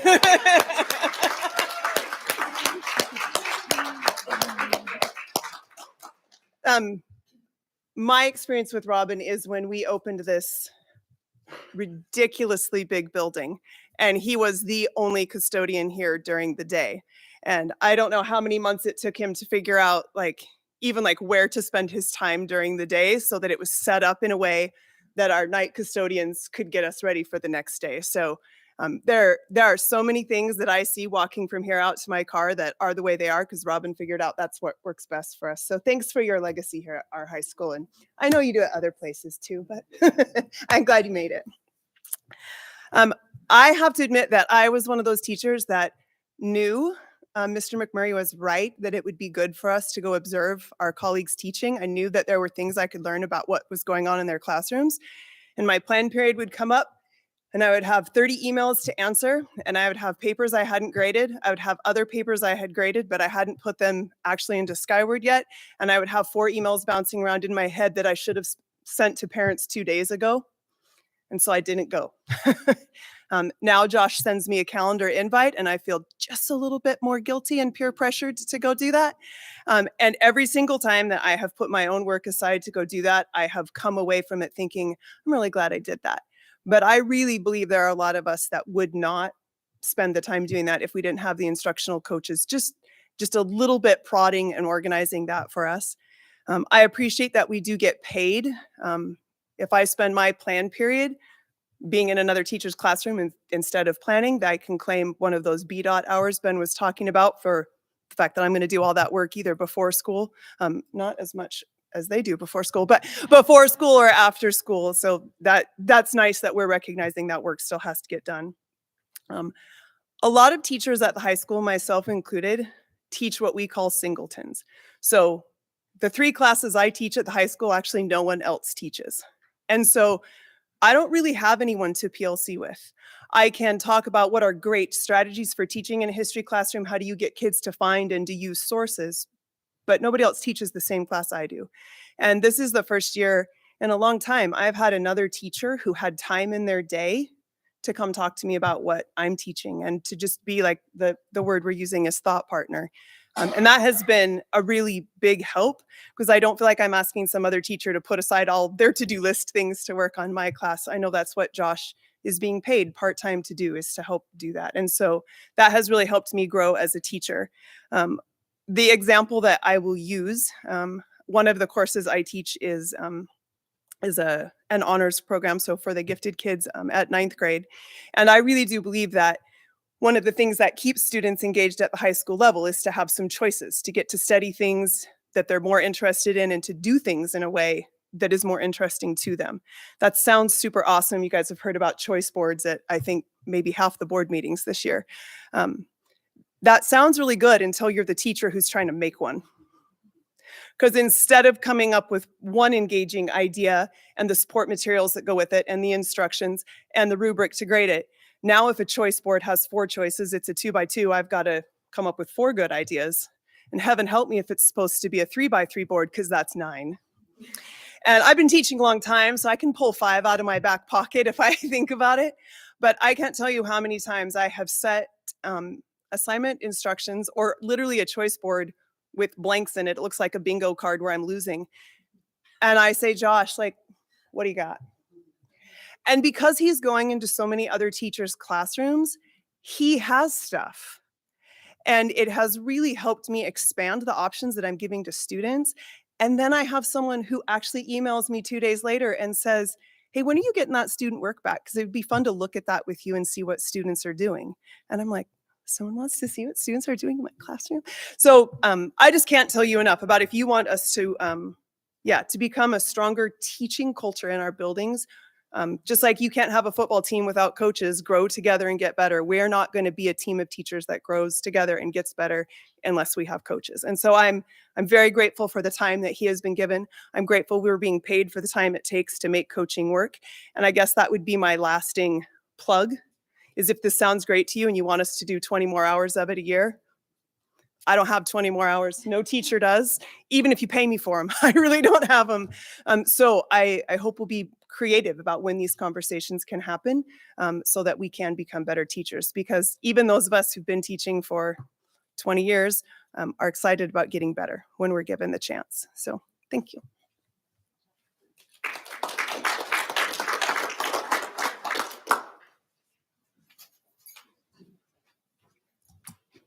Okay, next we have Kimber Henning. Jody Scott is also an instructional coach at the middle level, but she had a conflict tonight. So Kimber's going to talk to you just about some reflections that she's gotten from the teachers that she's worked with. And so as I listen to elementary and high school teachers and the coaching models that are happening, it kind of sounds like the middle school is a combination of both. That really we're doing some coaching that is one-on-one coaching, but we're also investigating and working in cycles with teachers. And so a lot of our work has been, I think, at this level in co-planning. We just don't have enough time to sit and co-plan with teachers and really look at standards. What do kids need to know and be able to do, and how do we get them there? And I think Geraldine said that the amount that we have to bring teachers back to the standards is really a big part of our job. It's like, okay, so now what's the standard we're working on? What is it we want kids to know and be able to do here? Let's make sure that that's what we're aiming for as we do this. Our feedback at the mid-level campus has been really positive for those folks that have worked with us. And of course, there's going to be people who are resistant. I love those people. That's been my challenge this year, is to really learn to dig in and listen, like they were talking about, listen to people and what they're saying. Because I think a lot of times there's resistance because people do not feel heard. And once they feel heard, then they will listen to and are receptive to new ideas. And so I think that's a big part of coaching, is just listening and then kind of reflecting back to them what we hear them saying. So other things that happen as far as coaching at the mid-level, and this is something we created with Alyssa Heikala, kind of our plan for 23-24, but it has some components that we've worked on this year. And in that middle circle, I know you can't see this, but really our goal for next year is teacher reflectiveness and risk-taking. So we've worked a lot with our teachers this year in mastery-based learning and writing proficiency scales for specific standards. And our goal is to really have teachers now apply that in their classroom. So we want our PD to be classroom-based and not sit and get. So that's the goal for next year. We're also focusing at the mid-level on high impact strategies, because we're an EL-focused school next year. And then really thinking about how do we increase student discourse in our classrooms. And so you can kind of see some of those things that wrap around the outside is how we do coaching and where we do coaching. And it's really everywhere. It really is. It's not just one thing. There are so many elements to it. We'll be adding in some observation like the high school is doing this year. We work a lot with our PLC groups on late starts and early release days. And so we've found that this has been really valuable this year. And I think that most people who've worked with us feel the same about it as well.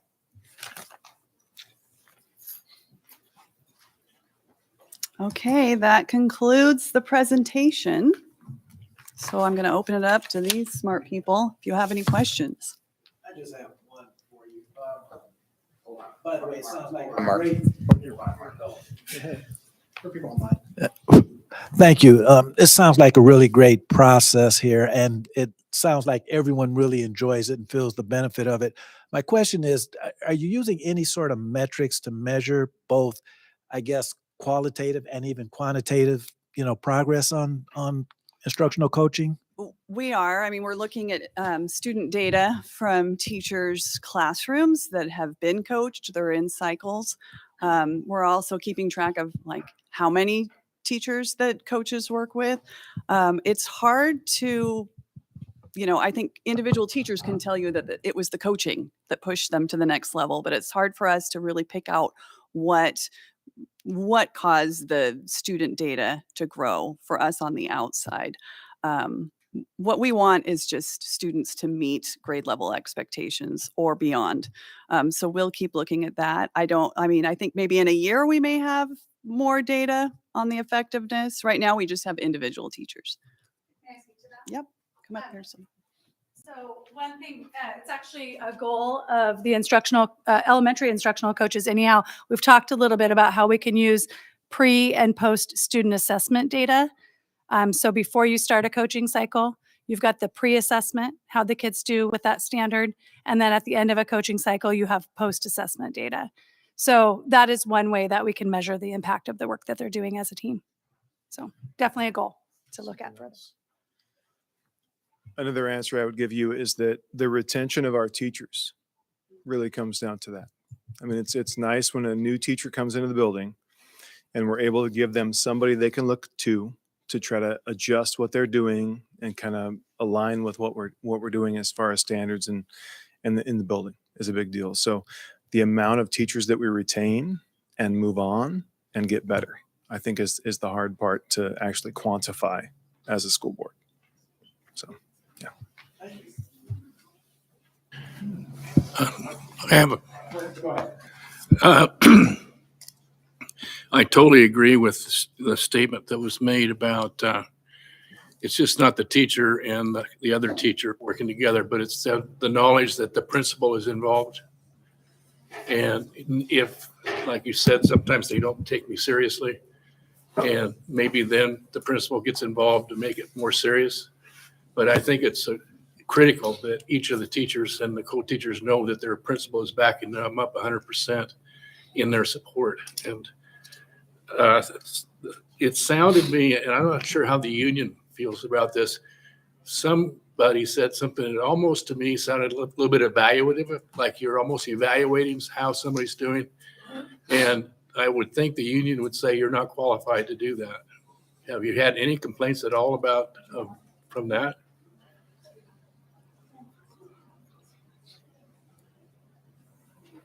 Yeah, I can tell you with 100% certainty, the coach is non-evaluative. There is no conversation between the coach and the principal about how well No, an between individual. the teacher and the co-teacher. No, yeah, there's no evaluation process happening there with them. So It just sounds like sometimes the comments that sound like you're talking to the teacher and the co-teacher, and at times it's going to the point, or is it to the point where they're giving them, I thought that went really well, or I thought you should do this or that. Does the union get concerned about you being somewhat of an evaluator of what the teacher is doing? we haven't had any issues with that. I think what I heard them say was that they listen and they ask questions. Yeah. And so I would say more than saying you've done really well, it's more I'm listening to you and I have questions or I have wonderings about what we should do next, and really guiding the teacher through that process. I'd like to follow up on that as a teacher and as a member of the union executive board. I think that's one of the things that all of the coaches had to overcome. For 20 years, the only time another adult came in my classroom is when they were going to evaluate me. Even if they were nice about it, that's what they were doing. And so we weren't used to adults being in our classroom just to kind of see what we're up to and to take away great ideas and to say, ooh, that reminds me of something I do in my room. We should talk about that. We never knew we did something like that in common, especially if we were from different departments. I think where the evaluation comes in is from a teacher being able to say, I'm unsatisfied with the work I got from students in that assignment. Can you help me figure out what it was about my prep or about my prompt that didn't get me or the students to where I wanted? That's a principle very few teachers, that's a question very few teachers will ever ask a principal, because they do evaluate us. But we can ask that question of the coaches all the time because we trust they're there to help us get better. Our principals are too, but we know they owe you guys evaluations.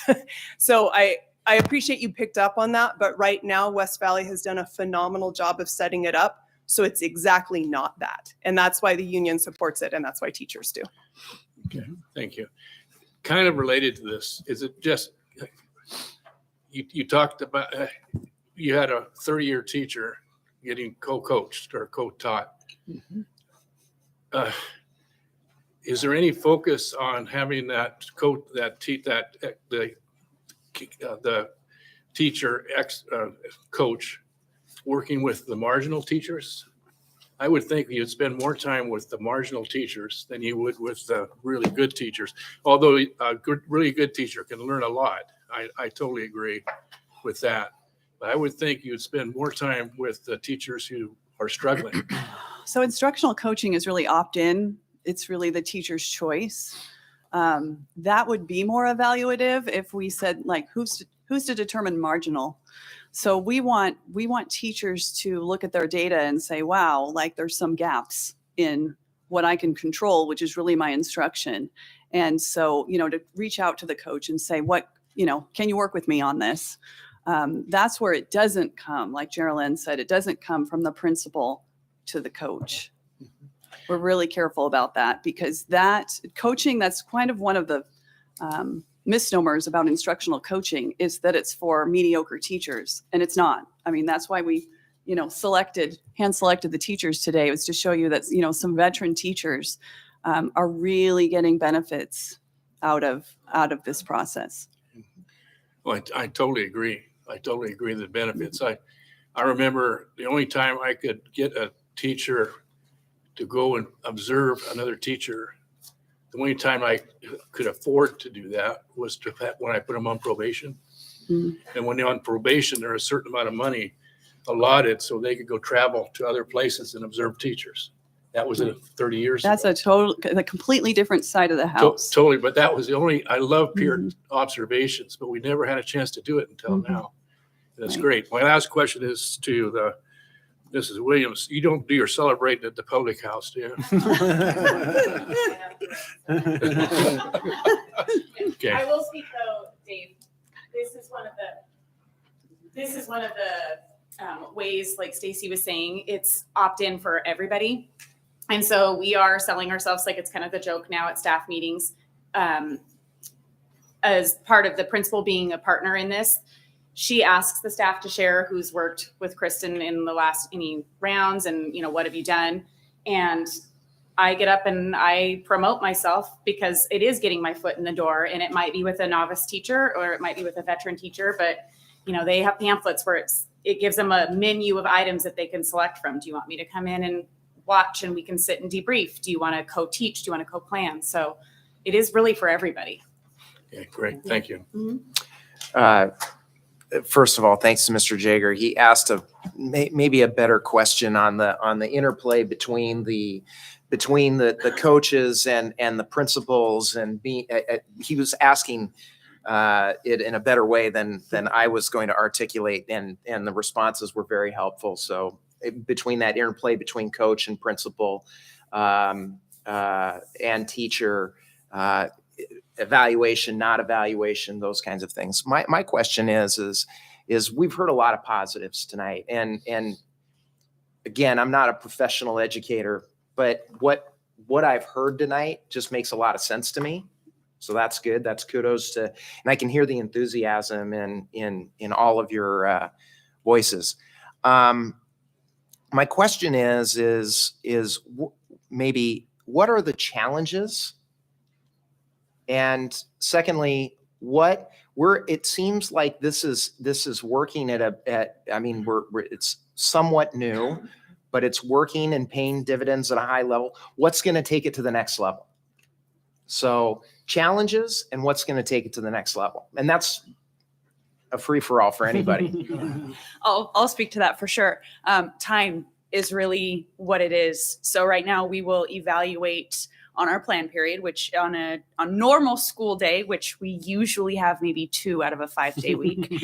Those are 53-minute class periods. So we will observe another teacher for about half an hour, and then we will go debrief in another classroom. And so, but as Kristen said, that means that I haven't checked my emails, responded to emails, contacted home, graded, and so many things I haven't had a chance to do because that was my focus for my plan time.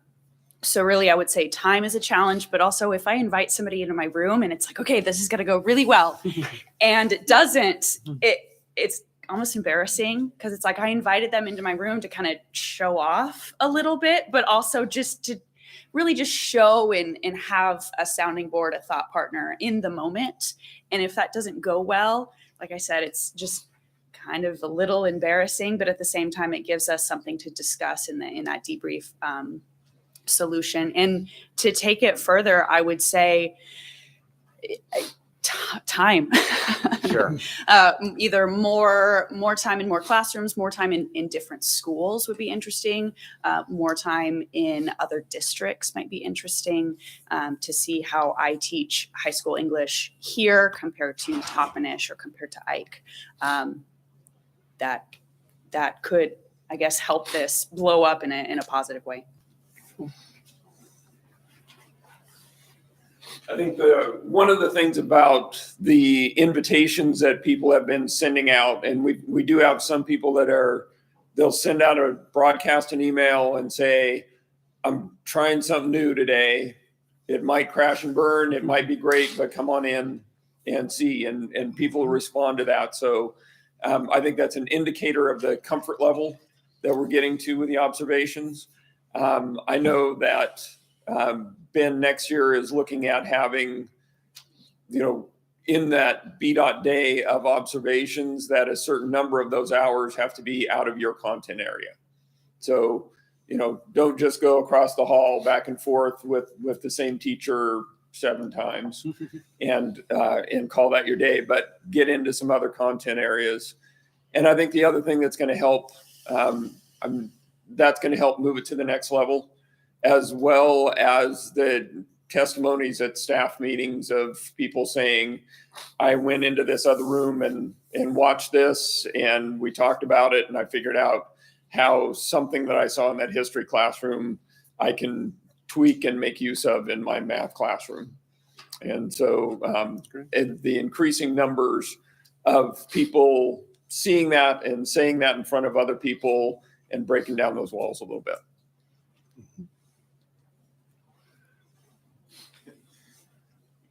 To summarize, I think it really comes down to accepting failure. As we're all human and we think that what we do is great, sitting down and accepting failure and opening up your classroom to people that are coming in to see that and finding out how to get better is really the crux. We ask students to do that every day. And now me, as a principal, I'm asking my staff to do that every day, or at least a couple times a week. So that's really what it comes down to: accepting failure, moving on, getting better, and then progressing, if that makes sense. Absolutely. Thank you. Anything else from the board? Okay, well, thanks all of you for your presentation and your words tonight. It was very good, very enlightening. Thank you. Okay. On to item 7, public comment of non-discussion items. So anybody that would like to address the board on any non-discussion item, and tonight, non-discussion agenda item, and tonight's agenda is the consent agenda. We're going to discuss remaining use of bond proceeds, and then some policy first readings and travel requests. Those are on the agenda. We'll take public comment on those discussion items a little later in the meeting. So at this time, I'll open it up for public comment on non-discussion agenda items. We have a few people that have signed up, and I'll just call them. So the first one that wants to speak is on the new policy. So we'll take that up a little bit later in the meeting. The second person, is it MJ Vault? And it says, we'll see, is the topic. My questions are for the. Okay. Okay. And then Crystal Olden is on non-renewal, so that would be consent agenda. But if you'd like to address the board now, because the next item is consent agenda, you're free to do so at this time.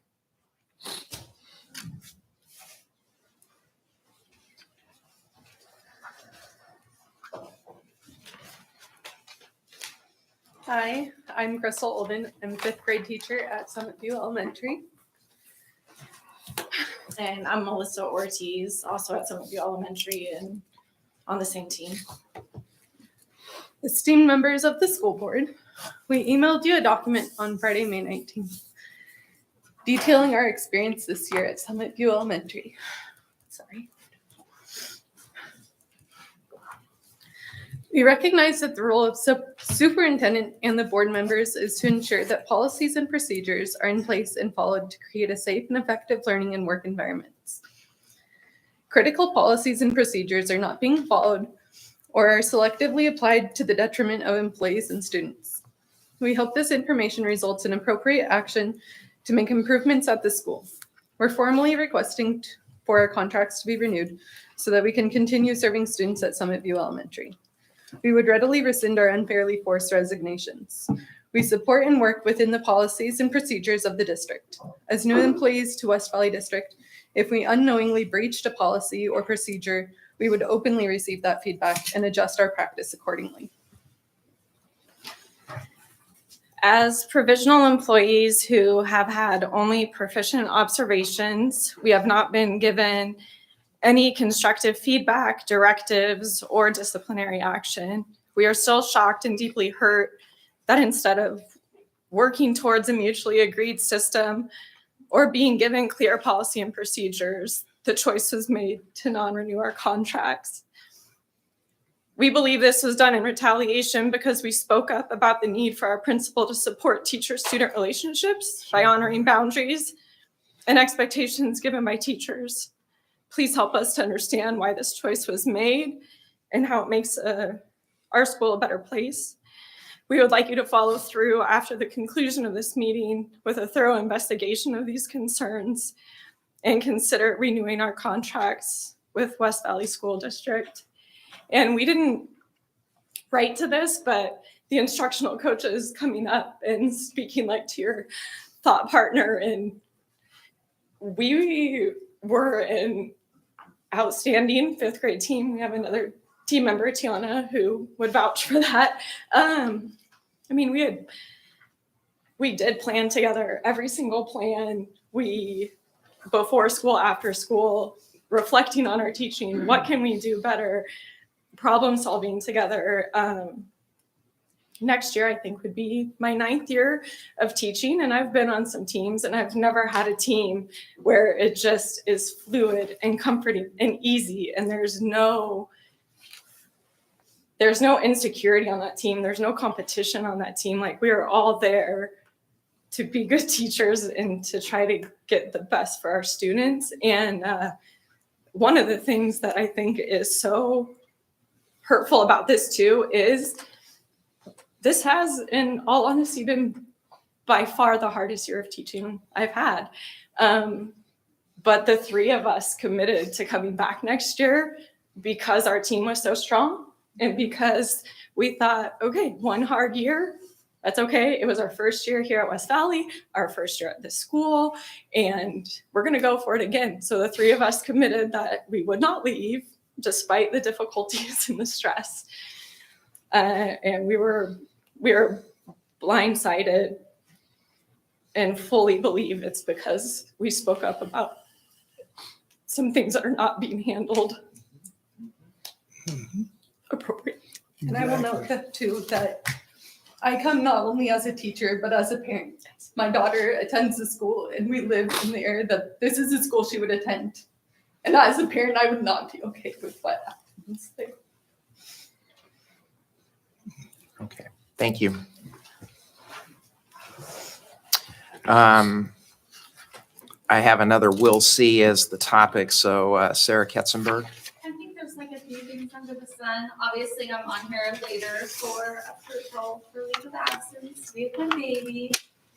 If you need anything, I'm happy to help speak in for these ladies, and the new policy as well. Well, it's up to you. I'm gonna turn it back over to you. If you want to speak, as to the items that they brought up, this would be the time to do it. If it's for the other matters that are on the agenda, you can talk at that time too. Okay, I'll do it. Yes. Why not? It's been 8 years.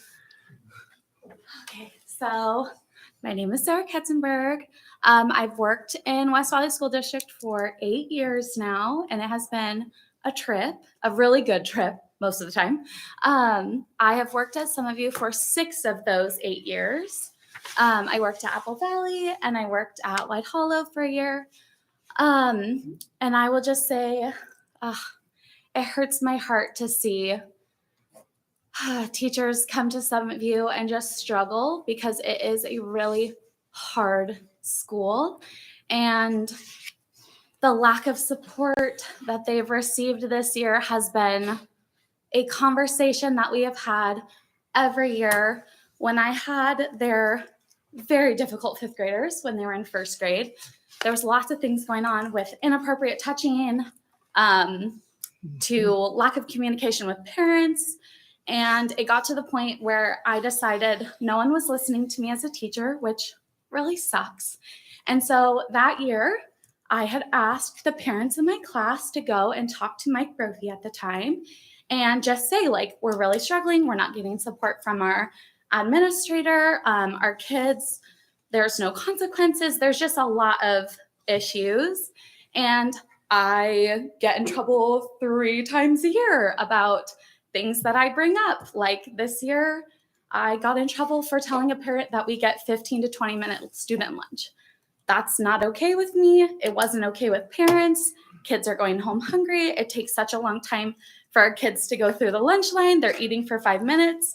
So there's like a lot of issues. And I think as new teachers, they came in and they were like, what is going on? These are some really big red flags, and would bring it up. And I think that they feel like they're being retaliated against for speaking their truth and the truth for our kiddos and for our families.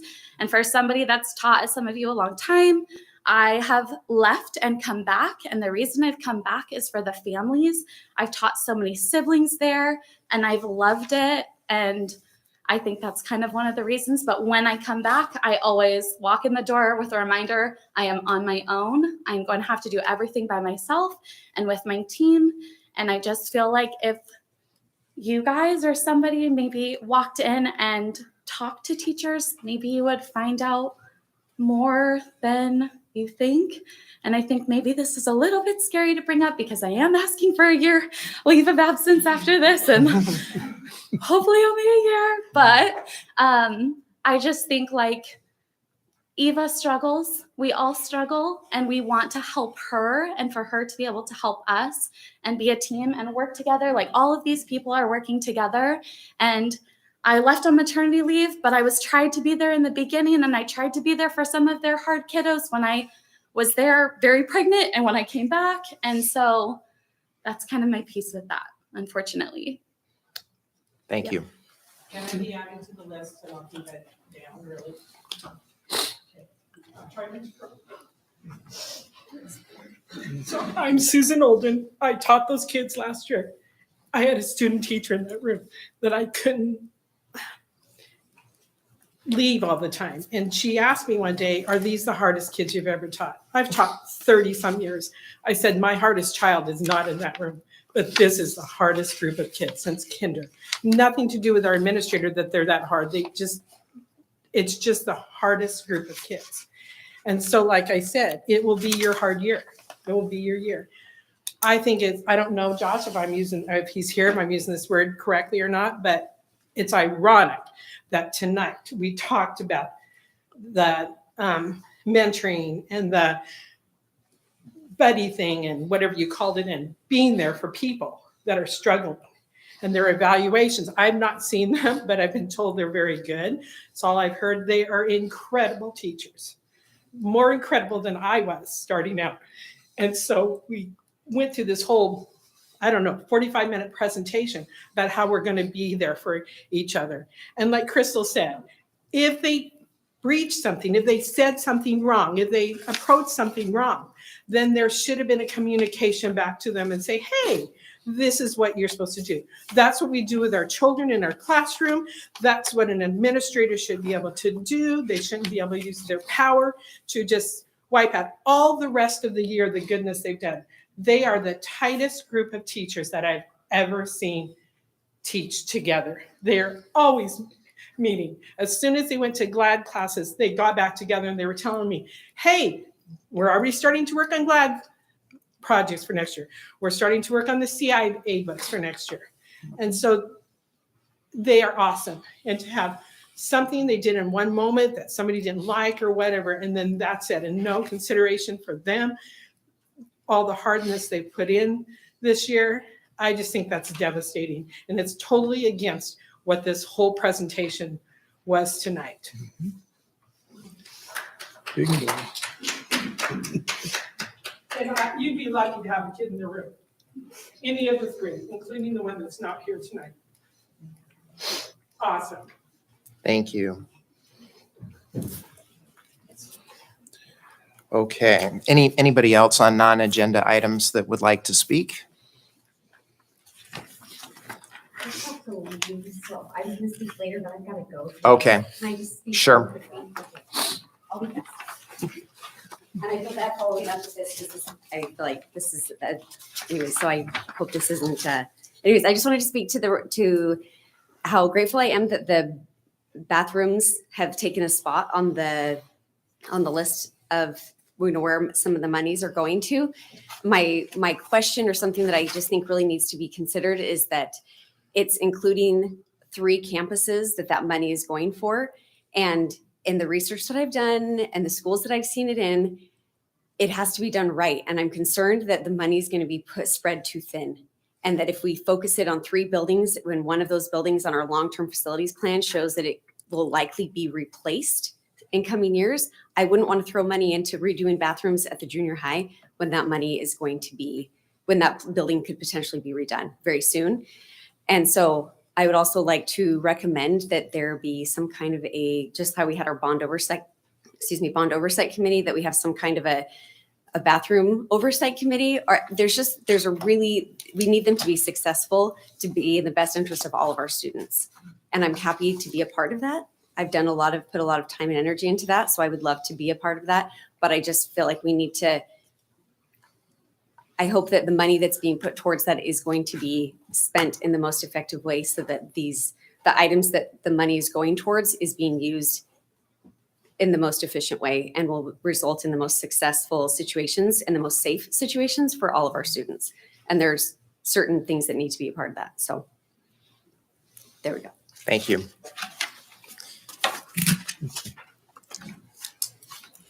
I will close the public comment period on non-agenda discussion items and other folks that are on the list to talk about. You won't be forgotten, and if anybody else would like to speak, they will also be given that opportunity, even if they didn't sign up. On to item 8, approval of consent agenda. As is usual in the business meeting at the end of the month, we have approval of minutes, vouchers, financial reports, approval of employment contracts, approval of retirements, resignations, separations, and approval of leave requests.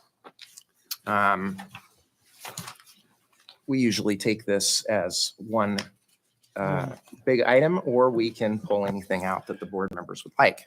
We do, but after one of the presentations we had here tonight, and I've already talked with Dr. Finch, and I can support all of the consent agenda other than item 8E, numbers 9 and 10 at this point.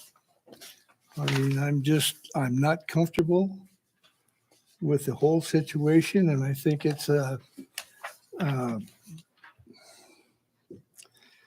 it's difficult at best. I understand. We had a long conversation with Dr. Finch, and he explained parts of it to me, but there is a lot after, I received the information like we all did as board members and read all 55 pages of it.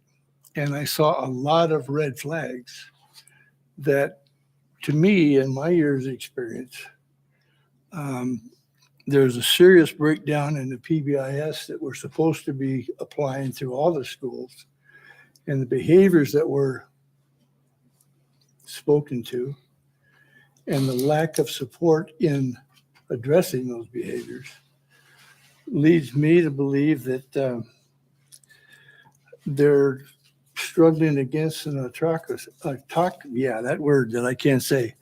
Autocracy. Yeah, and an autocratic leadership style that, quite frankly, is not one that's conducive to the school system. So with that, like I said, I'm willing to vote on everything but those 2 items. Okay. Do you want to make a motion to that effect? Yes. Okay. So Mr. Meyer moves to approve the consent agenda, accepting, so we'll take those out.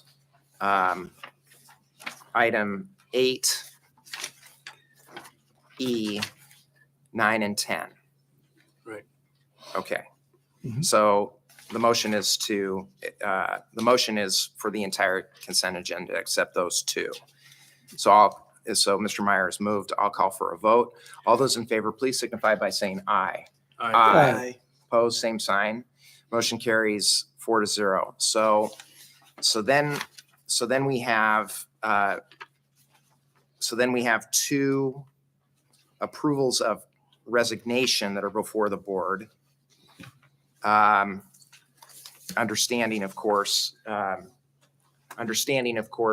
materials that we received in writing and the public and the comment that we received just a few minutes ago. So those are items on the agenda. We can either make a motion for both, or we don't, and then it dies. So I will make a motion to approve 9 and 10. And just by way of clarification, in making that motion, I'm not making any comment or opinions about what I've heard this evening, what I've read, and what my personal conversations with Dr. Finch have been about this. So I'll make that motion and I'll call for a vote.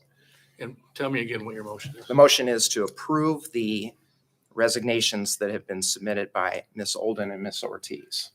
To approve them. To approve the resignations that they have submitted. Okay. Okay, that's effectively the motion. Okay. Before I call for a vote, go ahead, Mr. Strong. Oh, I was just trying to make sure I understand what's going on. So Mr. Meyer said that he wanted to approve everything except those items, but now you're saying you want to approve them? Well, no, what I hope I didn't mischaracterize. No, you're right. Typically, I don't know about that. So normally our tradition with the consent agenda is we approve it in one fell swoop. However, occasionally there are items within the consent agenda that get pulled out for a discussion similar to like what we're having right now, and they are pulled out individually for a vote. So Mr. Meyer wanted to pull those two items individually for a vote. I see what you're We've already approved the consent agenda. The question that I have raised before I call for the question is I've made a motion to accept the resignations that have been presented as part of the consent agenda. I think Mr. Meyer, not to get ahead of ourselves, but Mr. Meyer is probably going to vote no to accept their resignations. Okay, I'm following you. Okay. Unfortunately, no. I'm sorry. Did they resign or were they forced to? Okay, I'm sorry. I'm just confused. I'm going to restate what I just said. In the consent agenda, there were resignations submitted by both teachers. They have stated exception to that, but they have resigned their teaching positions.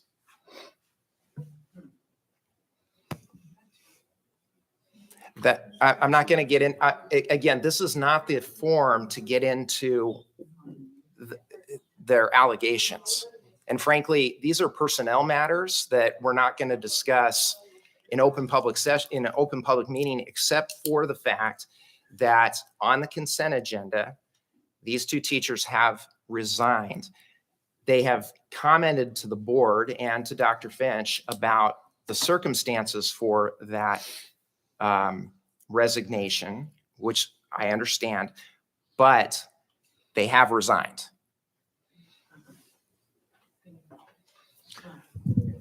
So No, I think Crystal said that she would not like to in the beginning of her statement. She said that she would not. The materials before the board are that they resigned. Okay. And the materials that we received were that they resigned. They also said, as indicated in their comments, they felt that they were forced to resign. I'm not commenting whether or not that's factually, that's what they've said. That's what's before the board. They have resigned. No, I don't have to. I mean, I don't mean to sound difficult about that, but before the school board, as part of the consent agenda, are 2 employees of the district who have submitted their resignation. That's it.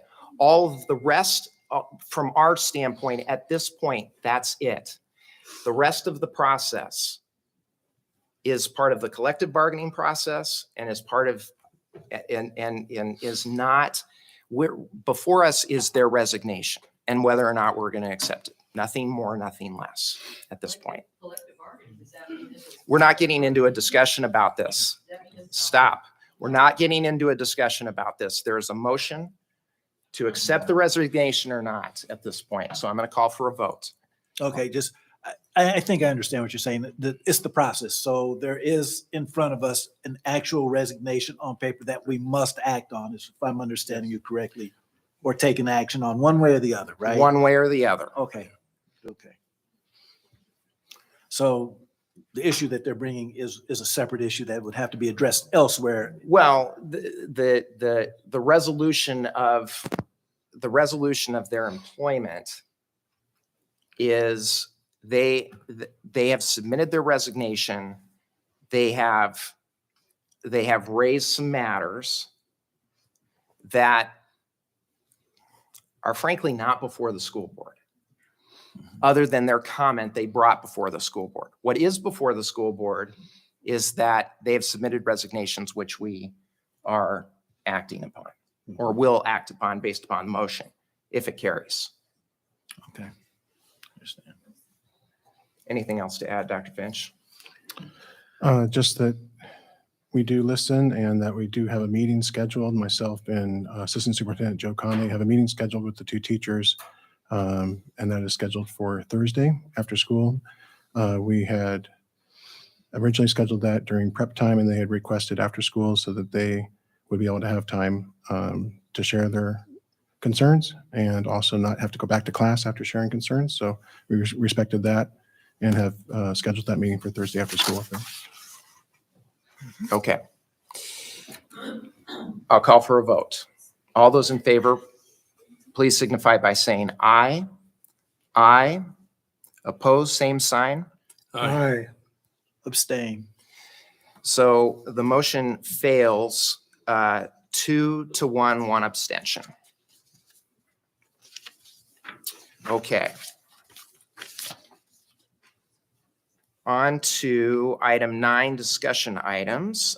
So this is the board's discussion on administration's recommendation for use of the excess bond proceeds and state matching funds. Just by way of introduction, a little later in the meeting, we are going to take a resolution. If you weren't here at the last school board meeting, our bond counsel presented the legal process by which the school board has to take to repurpose the excess bond proceeds. And so tonight's meeting is about not deciding to use the money, but to approve a resolution that will set a public hearing for June 20th. That'll be a special school board meeting, but the only thing that is on the agenda would be to receive public testimony on use of the remaining bond proceeds. As part of that resolution that will be advertised. Furthering our continuing dialogue will be a description of the various projects that the school board wants to repurpose as far as capital projects. So tonight is just, are we going to set a public hearing? The second meeting is the public hearing itself that we are required to have by state law. And then on the 27th of June, about a month from now, we will then vote on the final resolution at that time. So that's kind of my introductory comment. I guess the other thing that I would say to Dr. Finch and Mr. Conley and our legal counsel, Mr. McNeil, I appreciate their prompt work in just a couple weeks ago, being in a position to be able to turn this around tonight to stay on a schedule that the school board desires to deal with this matter. So anything else from the school board members? No, we're just listening to comments. Well, yeah, just listening to comments, but tonight is just about setting the public meeting. Okay. Right. No comments. Meeting number one, if you will. This is meeting number one of 3. Right. Okay. All right. So then, now item 10 is public comments on discussion items. So let's see here. So we have so discussion items would be the action item on some policy readings, the resolution that I just mentioned, and travel requests. So Rebecca Rice wanted to speak with us about, it says new policy.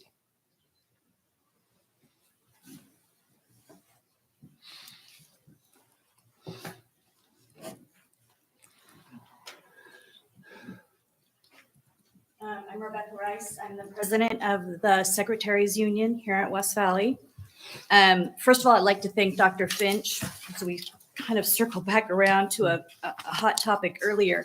I think that Mr. Thorner, if you had allowed Mr. Finch, Dr. Finch, to address the fact that there was going to be a meeting at another time, or if you had said that, I think that that would have really alleviated some of the friction that had happened. And I hope that in the future, that would be something that would be a great way to start with. So people understand that this is an ongoing situation, and this isn't because if your board members were confused about what we were talking about, obviously they were as well. Okay, moving on.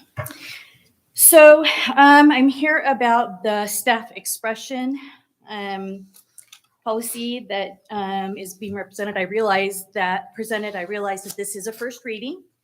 I've had lots of feedback from not only my members, but other staff members, community members. I'm here to request that the district would invite representatives from WVEA, the teachers union, Teamsters, WVESA, the Secretaries Association, and as Kim sat next to me, I realized the Coaches Association, to come and be part of revising and shaping this new policy, because we do understand that it's important, and we've seen the need for it. And obviously right now it's really loose. So I'm asking that you would invite us in to help and understand and shape this new policy. And I'll be following up so we can make sure that those things are done. Thank you. Thank you. Mr. President, I would, at this point, I would like to suggest that we table 5254 until it can be thoroughly vetted by the aforementioned parties. Okay, we'll get to that when we get to that. In the There meeting. you go.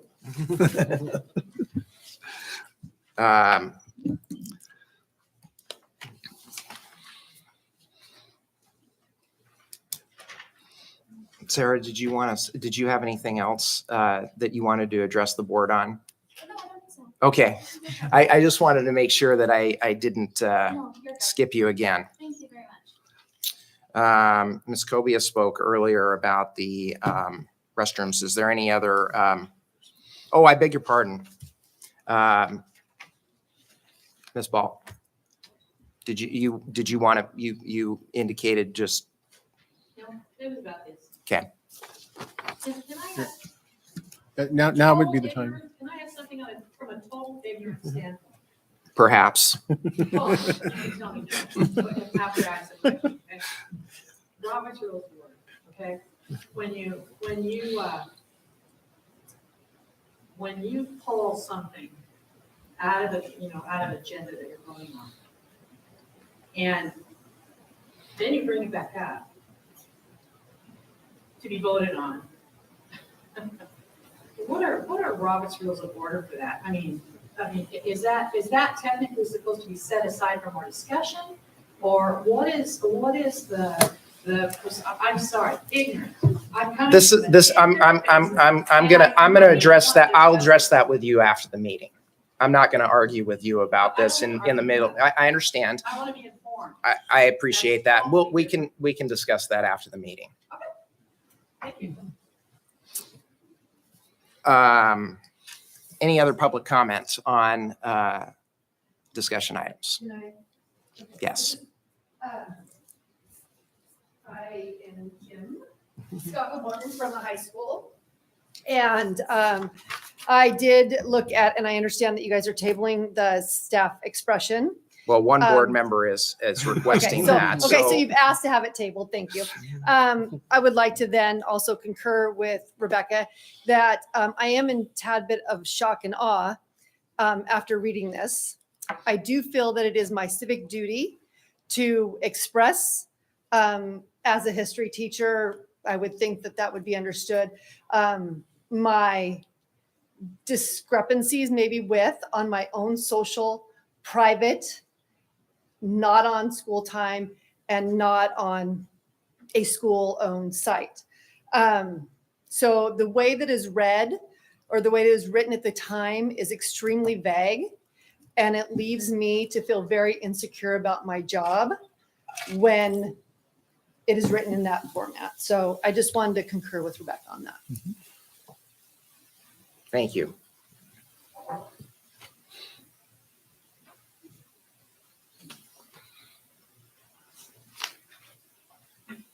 Anything else? I'll close the public comment period. So then we have 5 first readings of 5 policies. I actually wanted to pull out for separate consideration policy 4060, not discussed tonight. And I was also going to suggest that we pull out 5254, that we pull that out as a separate item. Maybe it would be better if we just went one by one tonight on these. So on 4060,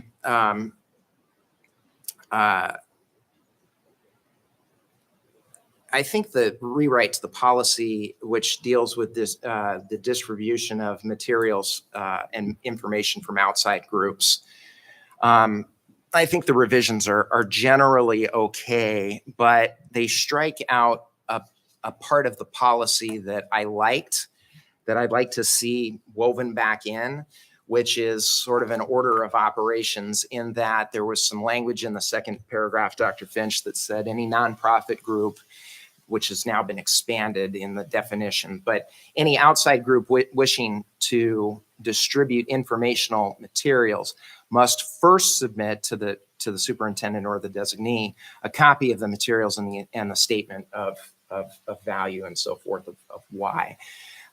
That piece has been stricken, and I'd like to see that come back in, that the order of operations is that if something comes in from the outside, that the language is clear about it being first. I don't think that the intent was to strike that, but I'd like that to be expressly stated in the policy. Yeah, so we could still approve first reading of 4060 and make that correction for second reading. Does that make sense what I said to the board members? Okay. With that, I'll make a motion to approve first reading of 4060. And I'll call for a vote. All those in favor, please signify by saying aye. Aye. Aye. Opposed, same sign. Motion carries 4-0. Next up is policy number 4210, regulation of dangerous weapons on school premises. I'd entertain a motion. I moved to approve 4210. First reading of 4210. Thank you, Mr. Jager. All those in favor, please signify by saying aye. Aye. Opposed, same sign. Motion carries on 4210, first reading 4-0. 5001, first reading, hiring of retired school employees.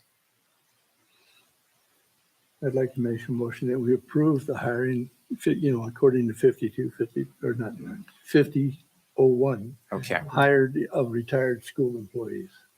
thank you. I'll call for a vote. All those in favor, please signify by saying aye. Aye. Aye. Opposed, same sign. Motion carries 4-0. 5254, Mr. Meyer would like to table that. I have no objection to tabling it. Go ahead, Mr. No, Strong. I agree. I just received a message just an hour before the meeting on that, so I would like some time to digest it and consider it more carefully. So I would agree with tabling it to a future meeting. I think that that's fine. I was not to, I mean, I could be, let me just tell you where I agree we should table it. Let me tell you where my head is at on this. First of all, this is a discretionary policy. So WVSD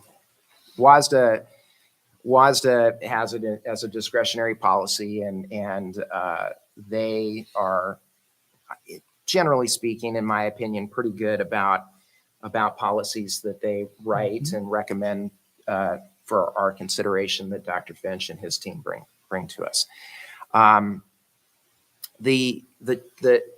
If I had to vote on this tonight, I was going to vote no. I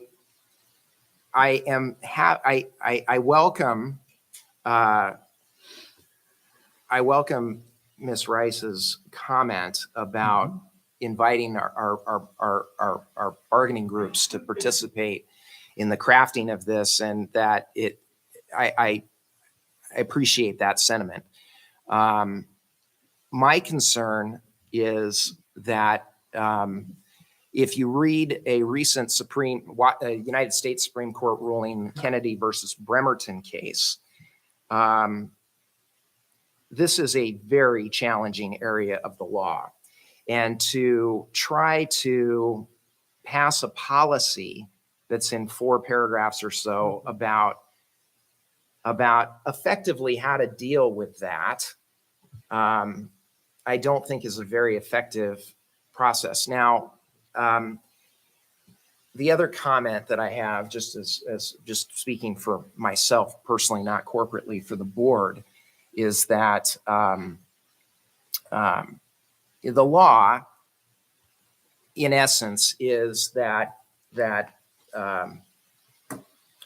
school districts can regulate what their employees say effectively while they're on the job.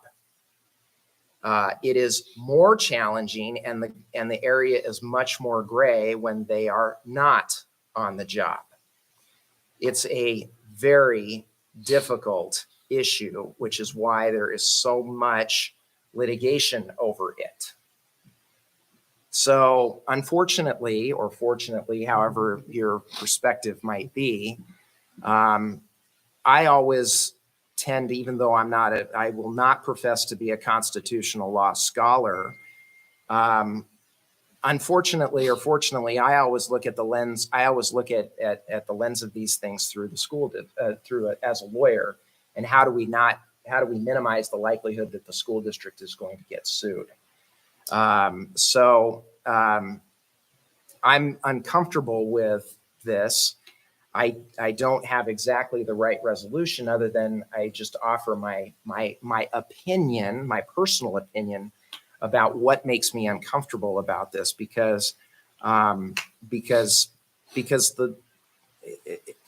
the one hand, how I summarize, yes, you can regulate what your employees are saying while they're on the clock, and you really can't when they're off the clock. And if you are a public school employee, that line is very, very gray. It's one of the reasons why, among a lot of reasons, it's extremely difficult in 2022 to be or 2023 rather, to be an employee or a public school teacher, because those lines are gray, and those lines are difficult. So I feel very uncomfortable about the policy as a whole, and I would have voted no, but I'm glad we're going to table it. I appreciate Ms. Rice's sentiment about trying to be solutions oriented about this. And so if there's a good solution that is reasonably acceptable, then that doesn't necessarily mean that I personally will agree with it, but I appreciate the sentiment that you came forward with a solutions oriented or wanting to be a solutions oriented approach. So those are my individual comments, and anything else that anybody would like to say on that. So could we, Peter, schedule this as part of our next meeting, a discussion of this? I think it'll take longer to pull the parties together to craft some policy. So we'll table it.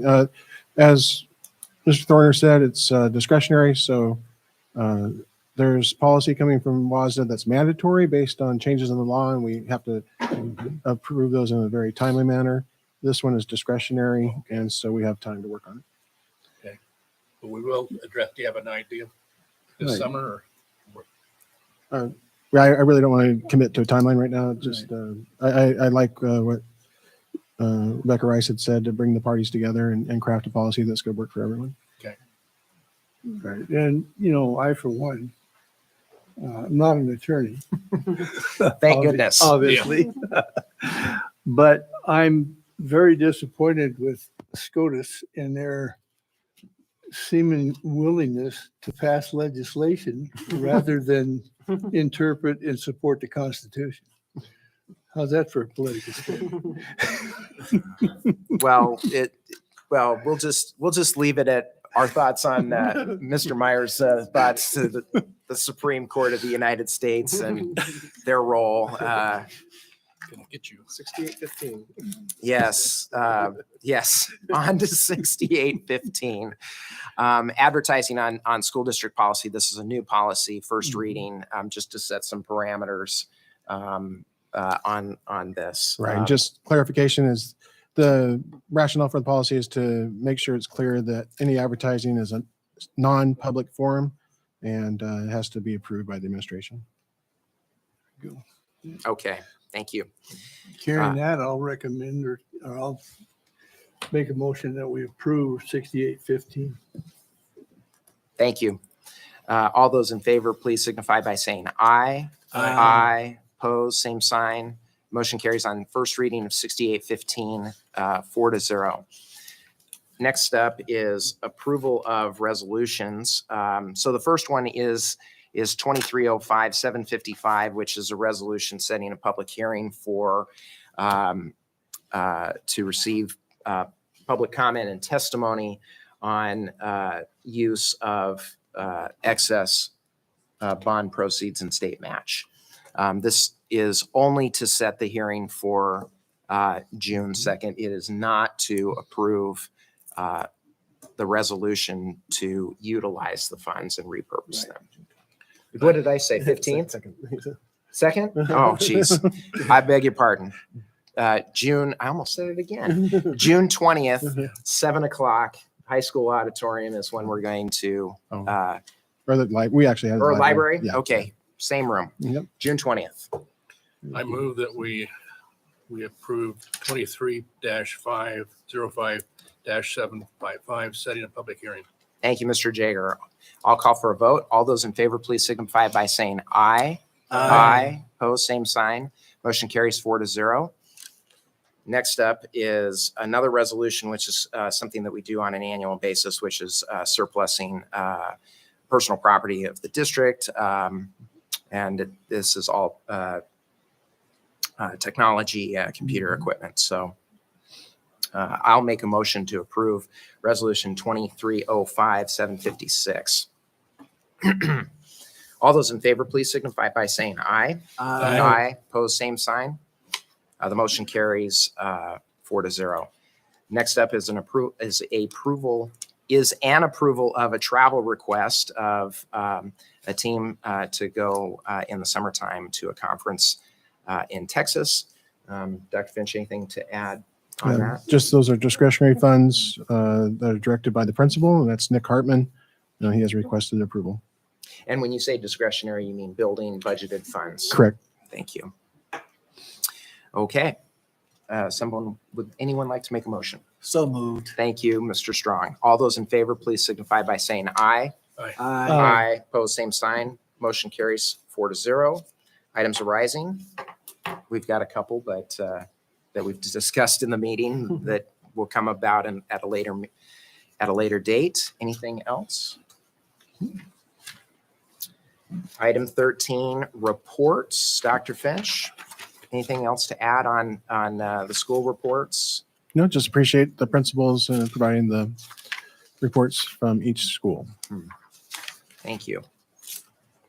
Superintendent's report. The superintendent's report provides some background information about strategic planning. We had a study session earlier tonight where Dr. Tammy Campbell explained a process that we'll be undertaking in the next school year to develop a strategic plan for the district. Great. Board reports, board development.